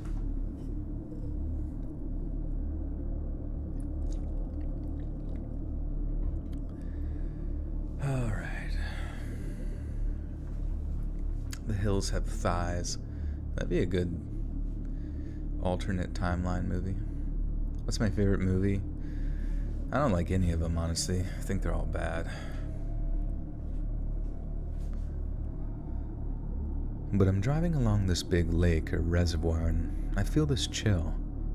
It was like intuition, the way you feel when something moves out of the corner of your eye, but it felt like that throughout my whole body. I knew something was happening, and because I thought that it might be a stroke or a heart attack due to hypochondriac genes, I started to pull over to gauge how to react. Just as I started pulling to the shoulder, though, this loud scream just kind of shot out from right beside me. Like I had a passenger and I scared the life out of them or something. It sounded like a loud woman's scream, and it was so loud that my ears were nearly ringing. It was the kind of loud that makes the silence afterwards twice as powerful.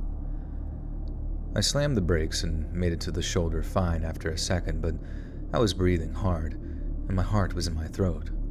It was awful. This horrible nausea came over me as well, as I got a full body shivery. Shiver me timbers, I'm scared.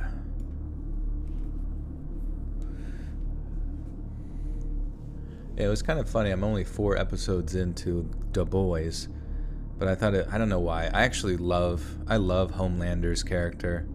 I think Homelander's my favorite character, to be honest with you. I just love that he's evil. I don't know, I just love evil people. And I just thought it was so funny, like, that you come to find out, like, what's his motivation? Like, what has gotten him, what gets him going? And you can tell, like, he really wants to be involved in the military so he can just do, like, senseless violence. And you're like, okay, because he just wants to go he just wants to go enact all of his rage, all this built up rage, within the context of being like a superhero. But then he is obsessed with mommy's milk, like literally mommy's milk. Like within episode 4, you find out that all he wants and all he needs is mommy's milkies. And I don't know why, but it made me like him more. I'm just like, this guy, he's a simple man with simple needs that apparently haven't changed since he was born.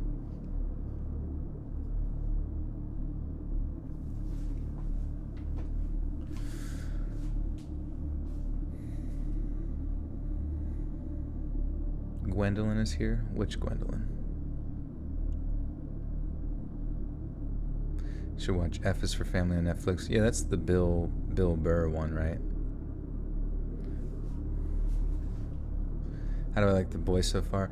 I mean, like, initially I thought, because like the first episode was really serious, so like when it started to get kind of silly in the subsequent episodes, it was difficult for me to be like, am I supposed to suspend my disbelief, even though it is superhero shit? But now I just don't give a fuck. I'm just like, just go do silly things. I'll go, smoke crack or something so I can like get my mind straight, and we'll have a laugh. I don't know.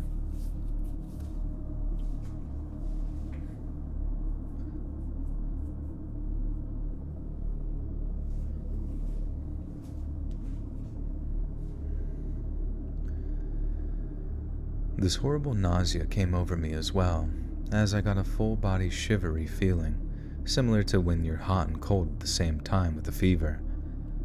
So I sat in the dark for a moment with my hands shaking and holding the wheel hard. After a second, I built up the energy within me, and I looked back and around the car. Nobody was there.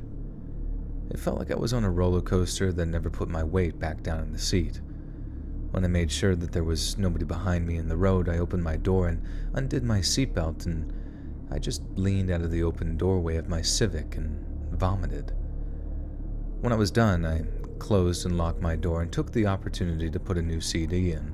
My Civic doesn't have Bluetooth, and I'm too cheap for a new radio.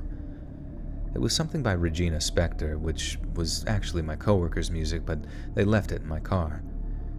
Anyways, I let the CD start up, and then I shut my car off because I felt like I needed that disconnection from traveling.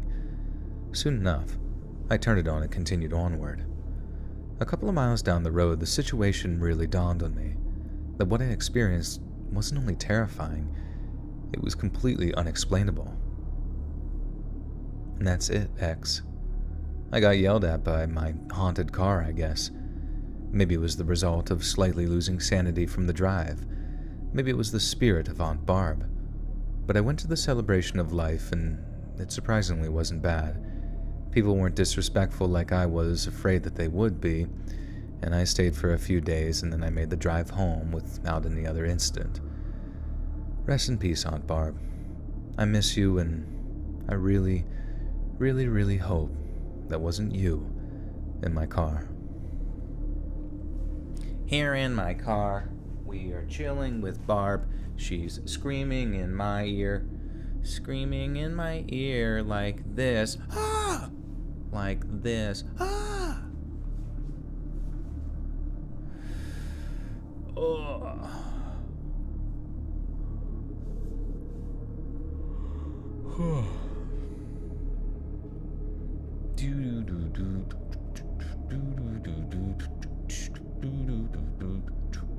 Dude, at one point, God, at one point, this is where I was just like, all right, this show's just silly. I don't fucking care anymore. But like, they were investigating something in like a place where they kept babies at a hospital, which I don't know if it was like a lab. I don't know what the fuck. Sometimes I just zone out. I don't know what the fuck's going on. And like, these guys come in with guns and just start opening fire, like these submachine guns. And the dude just grabs the baby that has like laser vision and just aims it at the one dude, cuts him immediately in half, like diagonally. It's like disgusting. And then he's like holding the baby up like fucking like it's a weapon, but also like a body shield. And the guy that just watched his friend get absolutely eviscerated is just like how do I can't shoot the baby, I can't shoot the guy, how do I, like, it was just, his reaction was so silly. Like, he was like, how do I do that?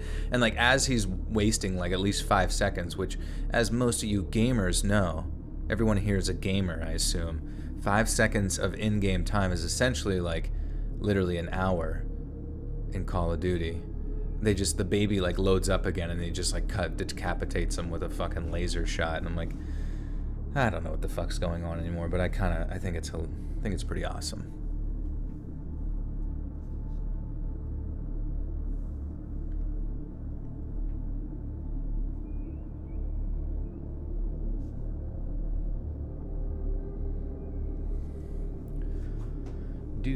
Do.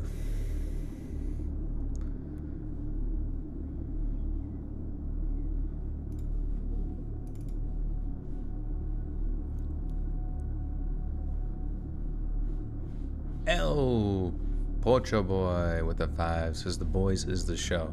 Hey, so far, initially I was like, but now I'm just like, I don't care anymore. I'm just gonna have fun with it. And I'm kind of casually watching it, you know what I mean? Just like, and who knows if I'll even finish it. I mean, it's just like whenever my buddy comes to hang out, we're like, want to keep watching the boys? And it's like, sure. Bolted Cow with the 1, thank you. It's supposed to be funny. It's a parody of superheroes. Well, that's the thing, is I don't necessarily think it's like necessarily outright a parody, though I think you can obviously put comedy in there. But like the way that it starts off is it almost makes it seem like, you know, more serious in tone, you know what I mean? Which is definitely a good way to like hook you in, but then yeah, very early on it shows its kind of like true color of comedic nature for sure.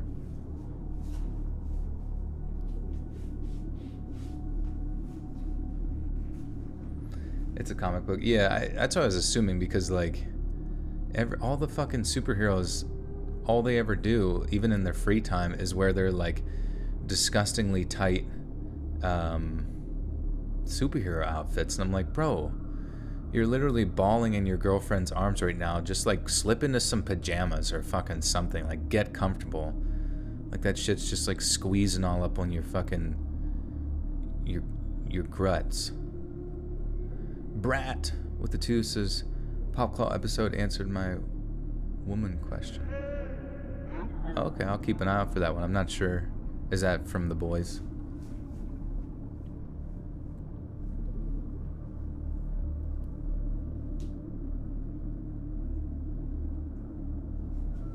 Oops, sorry, pretty. Hello. Remember to like the stream. Yes, like. Click. Click like. Click now. Don't waste time. Click.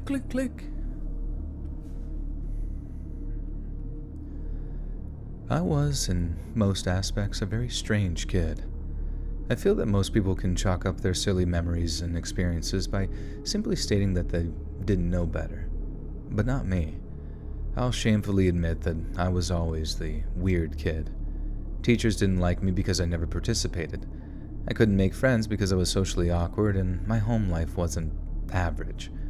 Not because of abusive parents or anything like that, but because I suffered from horrible insomnia. I can pinpoint the majority of my problems on my childhood insomnia, but what was even worse were the dreams that I'd get when I'd take my prescription pills. They always felt real. You know how you can usually tell when you're in a dream after you wake up? Well, for me, when I'd wake up, I'd have to take several minutes or so to grasp reality. The worst was when I lost track of a dream and combined it with reality. I cannot remember the meds that I took, but I do remember that after this incident I stopped taking them. I was either faced with horrific reality-bending nightmares or the inability to sleep. So one night, I take the prescription and lay down for bed. My mother comes in to turn off the lights, standing by the doorway, and before I know it, I'm suddenly in a brightly lit, foggy room. Where my mother once stood is now a complete stranger, wearing what seemed like a black spandex suit. His face seemed to glow with a dark red hue, but his eyes remained hollow, similar to a skull in a way, and I remember not feeling threatened by him, although his appearance definitely disturbed me. He told me his name, and I only remember it sounding like a bunch of noise in my ear. He asked me my name, and before I even tell him, Hey, Mike Jensen, welcome to the Buttersock Cult. You now have access to bonus content. Thank you, Mike. And hello, hello.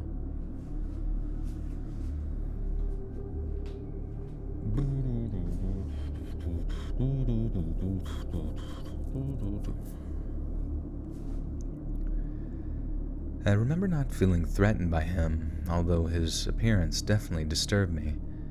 He told me his name, and I only remember it sounding like a bunch of noise in my ears. He asked me my name, and before I even tell him, he repeats it back to me like he was confirming it. I nod my head, and suddenly we're now in my kitchen. The TV in the kitchen turns on, and he goes through the channels, each one displaying planets and galaxies, and he comments on how he knows I'm interested in science and history. While that was true, I didn't recognize anything that he was showing me, yet the pictures were very clear. As I mentioned earlier, I wasn't exactly scared of him. He wasn't a stranger to me, even though I've never had a dream involving him before. As soon as I realized that he seemed familiar, he turned to me and told me that I had nothing to be afraid of, and that this wasn't our first meeting. I never had a memory of him before, yet I believed him, like he was from... Oh, yo, shit! Ooh, oh, ooh, ooh, ooh. Mike Jensen becomes a member and then drops a big $50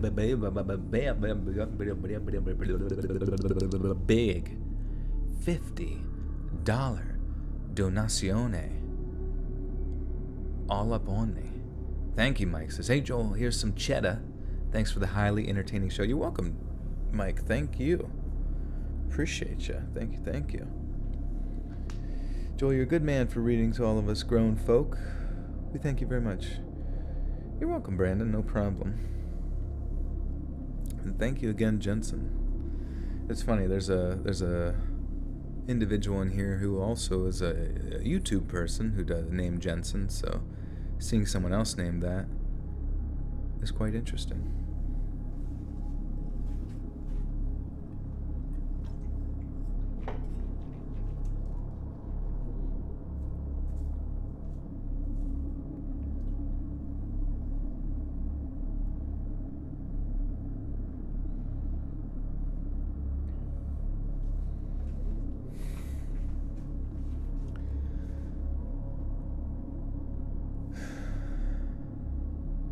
As soon as I realized that he seemed familiar, he turned to me and told me that I had nothing to be afraid of, and that this wasn't our wait, I feel like I missed something. I didn't recognize anything to show me. The pictures were very clear, as I mentioned.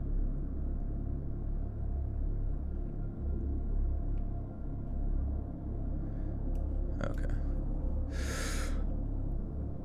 As I mentioned earlier, I wasn't exactly scared of him. He wasn't a stranger to me, even though I've never had a dream involving him before. As soon as I realized that he seemed familiar, he turned to me and told me that I had nothing to be afraid of, and that this wasn't our first meeting. I never had a memory of him before, yet I believed him like he was from another dimension or alternate reality. He then discusses my real-life doctors, how they're all suspecting that I just have depression and ADHD. He seemed to get angry as he said that and began to tell me how important I really am and that I simply must wait for my time. The weird part about this, aside from all of it, is that I wasn't aware of what the doctors were discussing. Him mentioning depression would be the first time I'd ever hear about it, but a year or so later I'd get diagnosed with major depression disorder and attention deficit hyperactivity disorder. I ask him once again how he knows of this, and he approaches me, telling me that this needs to stop. Before I ask what he means, suddenly all I hear is that muffled sound in my ears again and a sharp stab in my shoulder. Next thing I know, I'm sitting up in my bed.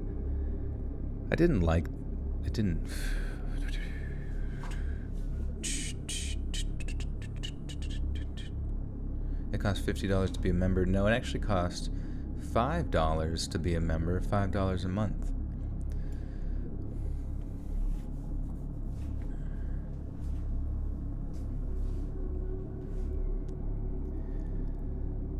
I didn't feel like I woke up, and if I'm being truthful, it never felt like I fell asleep either. And that's where I remember that random pain in my shoulder, and I look over and found that I have a circular imprint with 3 little dots of blood in that exact area. Keep in mind, we didn't have pets, and I was lying in bed with Keep in mind, we didn't have any pets, and I was laying in bed with no toys or electronics around. Nothing could have made a perfectly circular imprint, nor 3 evenly spaced dots to stab my shoulder like that. I began to panic, and I screamed for my mom. She races in, looks at my shoulder, and freezes still. What happened? Are you alright? She said, trying not to... Hey, Brian Cassette with the 5 says, love the channel, punching out, you inspire me to one day learn how to read and not use voice to text. Yeah, Brian, go for it, dude. Doing good with the, voice to text. Yeah, I guess you could, say it into the thing and it would type it out. But yeah, reading and writing is you'll be one of the most powerful people in the world in that scenario. Do I do push-ups every chat? Yes, every time. And we hit 53 last time, actually, which was surprising as fuck. Gas prices are more expensive than this channel. Yeah, gas prices suck, but... And I hate how, it climbed up to, what was it? It climbed up to, over $5, and then, dropped down, and it's like... I don't know, they act like people are supposed to be like, oh, thank you so much. Thank you, it's only 50 cents more expensive, or $1 or $2 or whatever. Fuck, it's stupid. So sick of this fucking shit. Everything's bullshit. She said, trying not to heighten my panic more, but I could tell she was struggling to understand the situation. I rambled on about the man in the dream, how he said I'm different and all these other things, but she just continued to glare at me. Without saying another word, she picks me up and carries me into my parents' bedroom to sleep. The rest of the night was uneventful, except for my mom scolding me for picking at the mark on my shoulder. The next morning, I woke up and found myself back in my bed, thinking that she or my father had carried me back into my room. So I get up to use the bathroom, and I find that the scar is gone. Completely missing. No imprint, no dried blood, no dots or scabs. I ran to my mom and asked her to help me find the scar.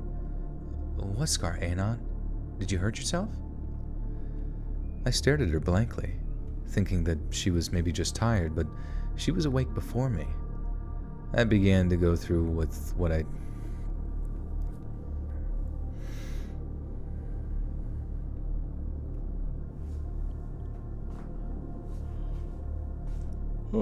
reading and writing, fighting for the right to do so. Heck yeah.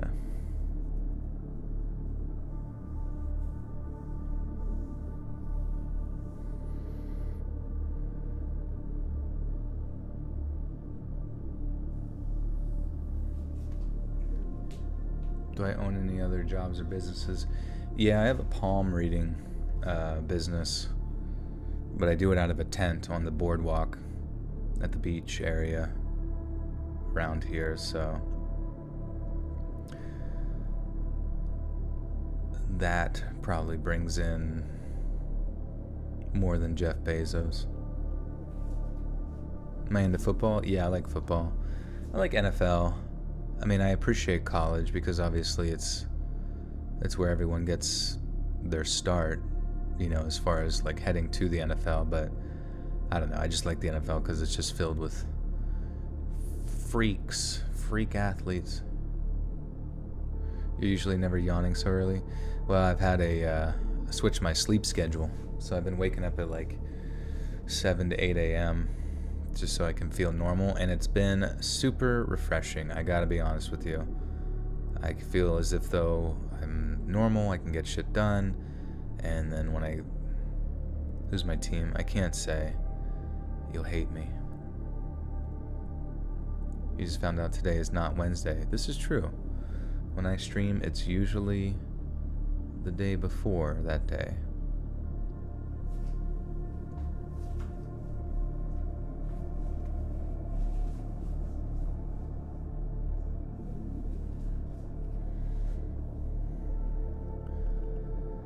I just stared at her blankly, thinking she was maybe just tired, but she was awake before me. I began to go through with what I had told her last night, but this time, she chalked it all up to being a bad dream. That it was perhaps a dream within a dream, to which I asked her why was I in their bedroom last night. She stopped sipping her coffee and firmly told me that when she turned off my bedroom light, I was already clocked out for the night. But in my memory, I was still awake and looking directly at her before disappearing into that bright room. After that, I stopped taking my meds and just dealt with my insomnia. To this day, I still don't know what was the healthier choice for my brain. Neither option made me feel sane, but at least by refusing the meds, I didn't deal with alternate reality aliens stabbing me in the shoulder.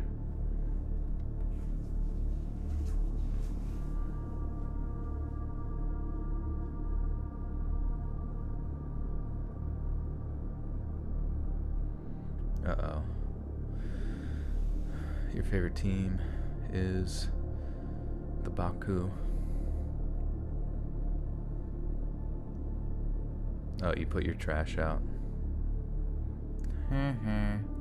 Now it's out early. Now you gotta go back out and open it up and eat the trash. Those are the rules of the township. Tomorrow's your birthday. You'll be 20. Happy birthday, Lex. Happy birthday. Happy birthday.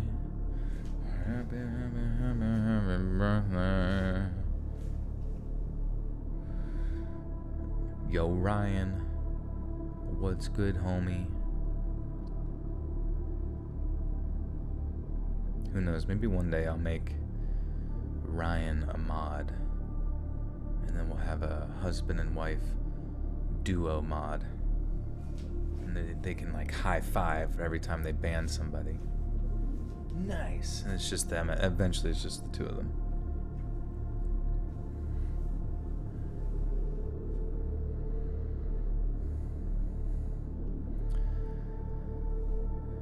You bought an electric what? Electric scooter? You need to drink a gallon of coffee to stay awake tonight? Well, try to stay hydrated too if you do, and try not to drink more than, I don't know, 400. Try to drink below 400 milligrams of caffeine, if you can calculate that. Why is the chat so thirsty tonight? I think the sex bots, you know? It's just infectious on everyone. Well, my friends, you know what? I'm thinking maybe I read one more as a little bit of an on cure. It's not going to be necessarily from 4chan, but it is going to be from the subreddit. Let's see.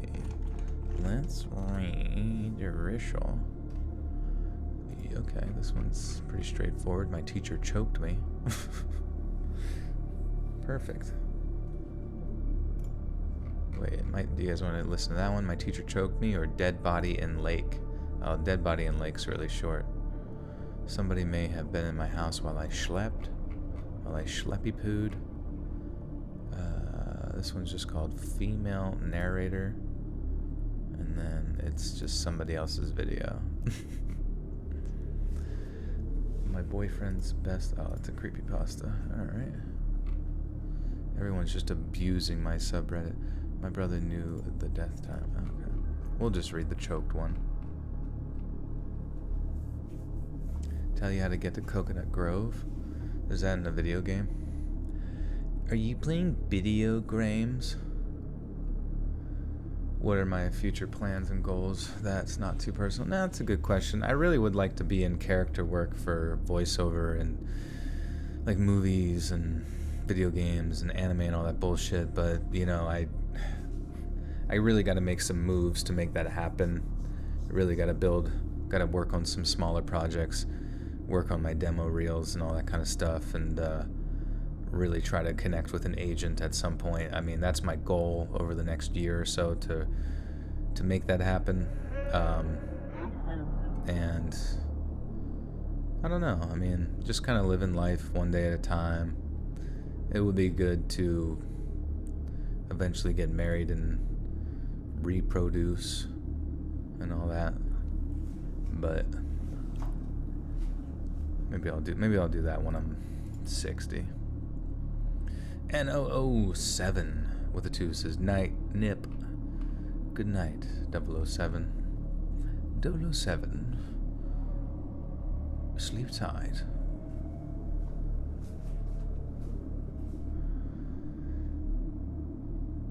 I was either in 4th or 5th grade when my story took place. Not just for some backstory, I was very shy and a quiet girl at the time and didn't... Not just for some backstory, I was very shy and a quiet girl at the time and didn't have many friends. I was basically a bit of a loner. Now, I had music class with this teacher. I don't remember his actual name, so for the sake of the story, I'll just call him Mr. Martin. Now, Mr. Martin is well known as an overall nice teacher, but with a bit of a temper. It seemed that the smallest things would set him off. If a student of his was late or interrupted him, he would literally shout at them at the top of his lungs. He would go angry that he would...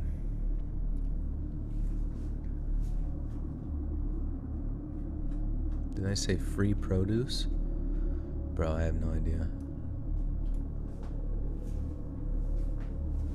Marriage. Oh yeah, maybe not married. Well, if not married, definitely kids and some sort of other human being that enjoys my company. I don't know.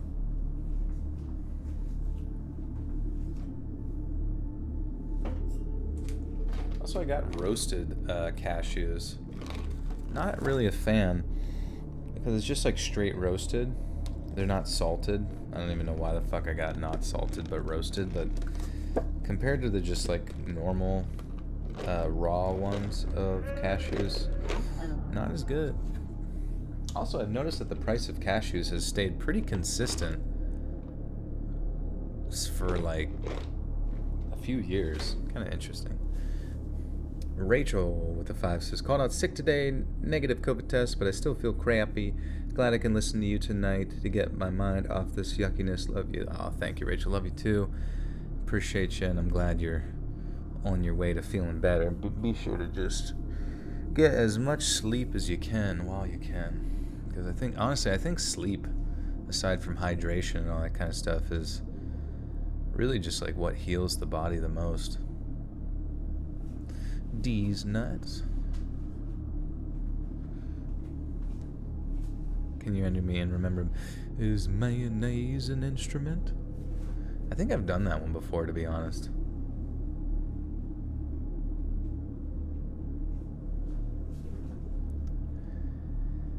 He would get angry that when he... What is it?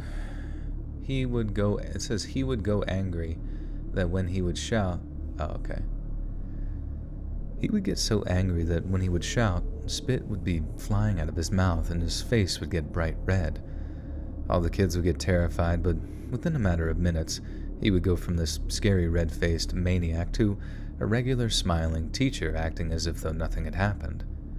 Now, before I tell you what happened, I wanted to give you a small layout of the school as I think it's important to the story. The music classroom was not a direct part of the school. There was a little hallway that connected to the main body of the school to the music room. The closest classroom to the music room was at least 40 to 50 feet away. This classroom belonged to another teacher that I didn't like, Mrs. Webb. Now, Mrs. Webb was not a nice teacher at all. Everyone seemed not to like her. If I would ask her for help on an assignment, she would sneer at me and tell me to figure it out and refuse to help me any further. Mrs. Webb also plays a part in the story. Now anyway, one day I was in music class with Mr. Martin and we were learning the keyboard. I remember that we were playing the song Old MacDonald, and I was actually pretty proud of myself as I wasn't messing up. At one point, the entire class was playing the song without anyone making any mistakes, and Mr. Martin was ecstatic. Then, once we were done with the song, he was so happy he shouted, "Great job, everyone! Let's do it one more time!" And we all started from the top, and about halfway through the song, I made a mistake. I tried to correct myself, but the rest of the class had continued, and when I tried to join them, I played the wrong keys and just continued to make it worse. Other kids started playing the wrong keys, and the song was ruined. And Mr. Martin shouted, "Enough! Stop it!" And everyone stopped playing right away. He stomped toward me and forced me out of the classroom into the hallway away from the music room. He was whisper shouting, "Why did you have to mess up? What were you thinking? You ruined everything." He had pinned me against the wall and had started to cry. He then proceeds to pin me against the wall, and I had started to cry and apologize, which only seemed to make him more angry. He grabbed my throat and began to squeeze so I felt like I could barely breathe. I began kicking and trying to scream so someone could hear me. I don't remember making any sound, but I guess it was loud enough for Mrs. Webb to come bursting out of her room, only to find Mr. Martin's hand around my throat. He let go of me instantly, and Mrs. Webb ran to me asking if I was okay. I don't remember much after that. I just remember Mrs. Webb grabbing a chair for me to sit on while her and Mr. Martin talked about what happened. They talked for what seemed like a long time until the bell rang. Mr. Martin came up to me and gave me my backpack, and I went to my next class. I think I had suppressed this memory and only told my parents about it months later. They didn't believe me. They were probably thinking that I was just making an excuse to avoid school, but I knew the truth. And since they didn't believe me, the school was never told and nothing happened to Mr. Martin. And it wasn't until years later that I realized that Mrs. Webb and Mr. Martin had probably promised each other that they would keep this a secret between them, which is why he was never caught. Mrs. Webb had covered for him instead of ensuring the safety of the students at that school. I know this isn't a very good ending, but this is pretty much where my story ends. I had forgotten about it until I started listening to Let's Read and Her. Sometimes I would go back and tell. Okay, we'll just end it on the last one, or the last part. It wasn't until years later that I realized that Mrs. Webb and Mr. Martin had probably promised each other that they would keep this a secret between them, which is why he was never Fuck.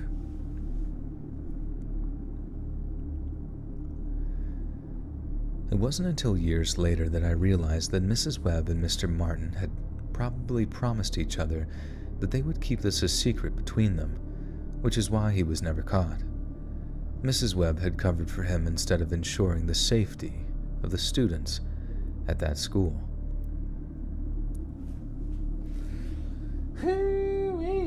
Dude, I remember that happened to me when I was little. It wasn't necessarily a choke, but I remember like one time I pissed off my first grade teacher, and she was this old bitch.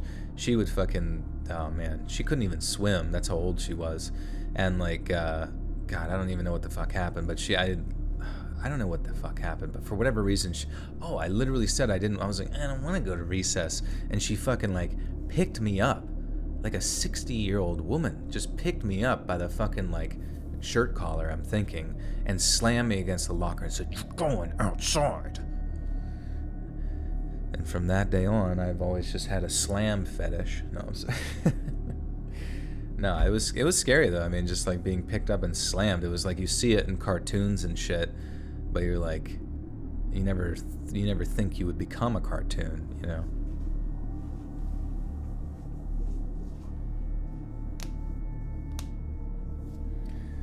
But I mean, yeah, this was back in like, what was it, 1995, 96? Yeah, I think it was 1995 or 6. And, I don't know. I feel like there was random I'm not saying like all teachers at that time would have gotten away with that, but she did it in front of like other students. It was, I don't know, she was just known for being a nasty bitch. I don't know.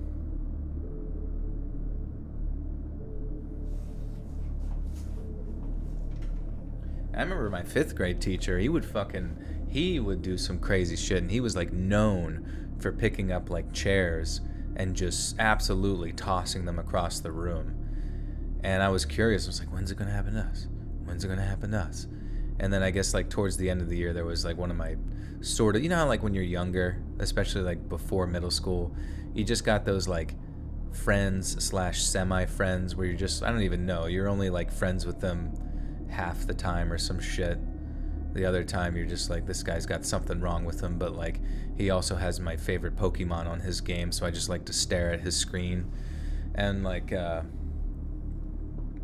something happened with him where he actually got like thrown around by that teacher, and like chairs were thrown and shit. Dude, he was like the Bobby Knight of 5th grade teachers. He was just tossing shit like the Hulk.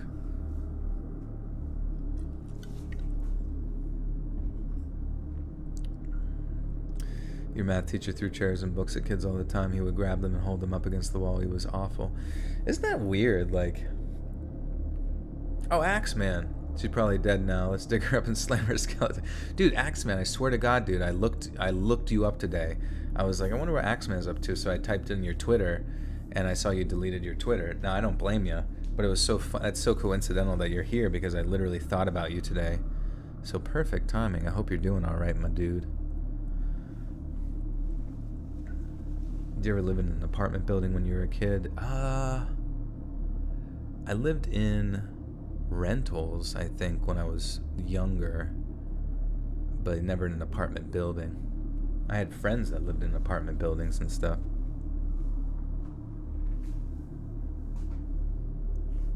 Yeah, what if I'm secretly hideous and lying about doing push-ups?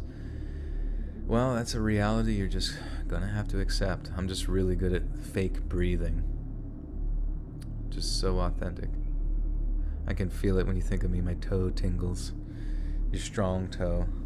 The one with the extra long nail that you use to scrape donuts to the back of the bus. Am I standing? I am standing, yep. I got a standing desk. A standing desk. Oh shit, okay, we're gonna read the outro and then we're gonna do push-ups. Oh, I want Axeman to think of the outro. I don't know if he's familiar with my outros, but usually at the end I say, thanks so much, friends, and remember, and then I say something usually of comedic value. This kid from the Netherlands hit me with a chair. Even everyone thought it was fine because he's from another country and doesn't know any better. Well, usually violence is like a pretty common denominator, I feel like, amidst cultures that's just not A-okay. Or actually, maybe that's an incorrect statement. Maybe there's some cultures that, well, I feel like the Netherlands is kind of the same as the United States, but maybe not. Joe, are you from LA? I am not from LA now. Even if I was hideous, he'd love me regardless. I appreciate that. Go for 55 push-ups today. We're actually going for 54 because we got 53 last time, barely.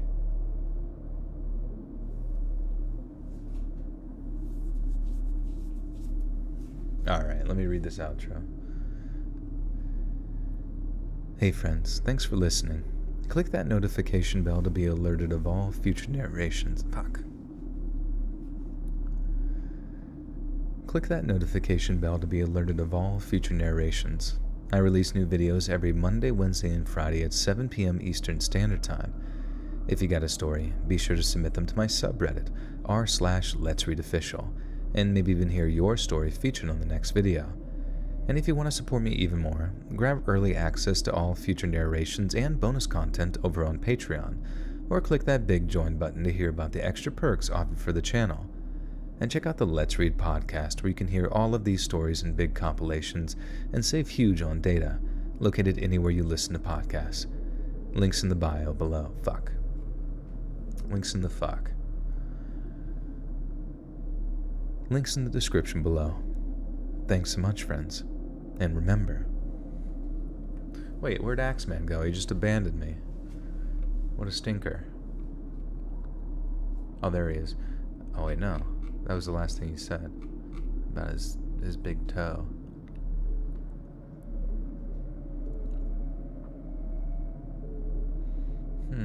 A while ago I said that I saw a girl I like that works at the gym with another guy. Today, while in the hospital, I saw hot nurses. I realized there are more fish in the sea. There you go. Yeah, I wouldn't worry about it, man. I just, some people, you spend a lot of your life, give you a sex. You're going to get one sex, Axeman. That's all you get. I don't know. You just focus on yourself, my dude. Have fun. Try to stay in shape. Try to make yourself someone that you'd want to date. You know what I mean? Someone that's interesting. Someone that's, relatively attractive. Someone that is trying hard but isn't like insecure or controlling or that kind of thing. You know what I mean? Like, just be the best you that you can be. You know what I mean? To me, jealousy is just like such wasted energy. It's just, you can feel it, but just let those fucking thoughts just float right the fuck by. Waste of time.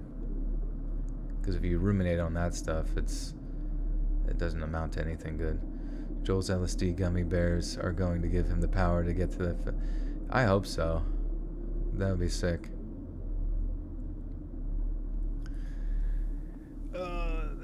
Okay, what the fuck was I?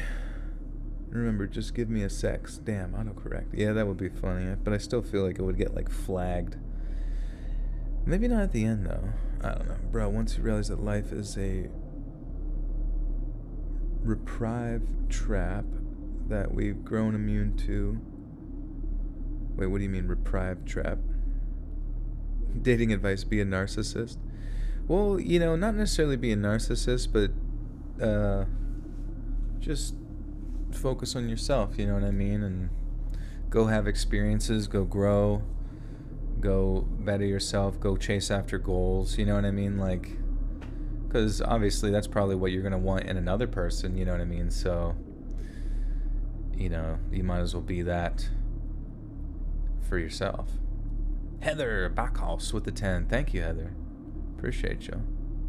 Joe, you need to have a side podcast for relationship advice. Yeah, but my relationship advice is just kind of bullshit too, because it's not like I'm fucking locked down or anything like that. He can be Shrek, and the voice makes up for it. Hello, donkey. And remember, dino damage. Alright, I'll say that. That's guaranteed. Thanks so much, friends. And remember, dino damage. Dino damage. Whoa. Alright. Push-up time. Let's get it. Let's spaghetti it. Axeman's doing push-ups with me. Sorry I have to sleep. My world-famous wit and charm was taken by rock people. It's okay. Those are the people that a lot of people here in chat will capture and use them for their good juju. All right, 50. We got 53. Would I consider myself loyal? Yeah, pretty much exactly like a fucking German Shepherd canine unit. I'm the Joel unit, the J9 unit. J unit. All right. 53. Oh, you were right about 50. Someone say 54 earlier? Yeah, I guess we are going for 50. Wait. Yeah, 54. Okay. Fucking crap. Alright, whatever. Let's get it. Let's get it. Let's get it. Lightweight, baby, lightweight. 1, 2, 3, 4, 5, 6, 7, 8, 9, 10, 11, 12, 13, 14, 15, 16, 17, 18, 19, 20, 21, 22, 23, 24, 25, 26, 27, 28, 29, 30, 31, 32, 33, 34, 35, 36, 37, 38, 39, 40, 41, 42, 43, 44, 45, 46, 47, 48, 49, 50, 51, 52, 53, 54. Holy shit. I feel like I'm actually getting like kind of better, which is weird. Pretty. Wee. Okay. Oh my god. I was surprised. I think the trick is like to not even think about it. You know, where Lynn with the 2 says matching J9 unit jackets for all. Good night, Joel. Good night, Lynn. Thank you. But like, when you get to those areas, like in the 30s and the 40s, to just like keep banging them out and not even like focus too much on it. Okay. But dude, it's funny. It's like such a fucking. What are my opinions on politics? I don't know. Once again, I think it's like I think you need to focus on yourself. Because as much as people want to sit there and pretend politicians give a shit about them, they don't, man. They really, really don't. Everything in life is people just looking out for themselves. And that's guaranteed. The same sort of position for a politician. It's probably even worse because there's some weird degree of like sociopathic to even be attracted to that level of power. But also, if they're going for like the higher echelon of stuff, they most likely are blackmailed or paid out through lobbyists. It's all just like nonsense, and at the end of the day, the only thing you should focus on is yourself and your family and your friends and your community. I think starting small in your community is a good thing because you can make a lot of change there. You know what I mean? You can like get involved in local government and probably actually make changes, like good little things, you know what I mean? It might not be like overturning fucking something in like the Supreme Court or like making big changes in the like the highest laws of the land. You know, I'm just saying those as an example. I'm not like, you know, whatever your goals or ideas might be, but like everything starts small, grassroots, all that kind of bullshit. But setting that aside, I think unless you're involved in that, people that, you know, put so much fucking energy into thinking about that shit all the time to the point where it drives them crazy, you know what I mean? To the point that it drives you actually crazy, like, what have you gained? You know what I mean? You most likely, over the past however many years, if you were obsessed with politics, have lost some friends, lost some connections with family members, blah, blah, blah, blah, blah, blah, blah. And guess who wins in that scenario? Fucking nobody. Except, you know, institutions way above you that like benefit off of us being, you know, divided. So if you really want to help the world, don't let your brain be divided. You know what I mean? Be forgiving to other people and be open-minded and have a conversation with them and love them as family, even if they're different. You know what I mean? It's just like, and friends too. What the fuck's the point? You know, you got to be bigger than that. You know what I mean? You have to be bigger than that. Otherwise, you're gonna collapse in on yourself. So fuck all that shit. Focus on yourself. We'll get through this. I'll see you later.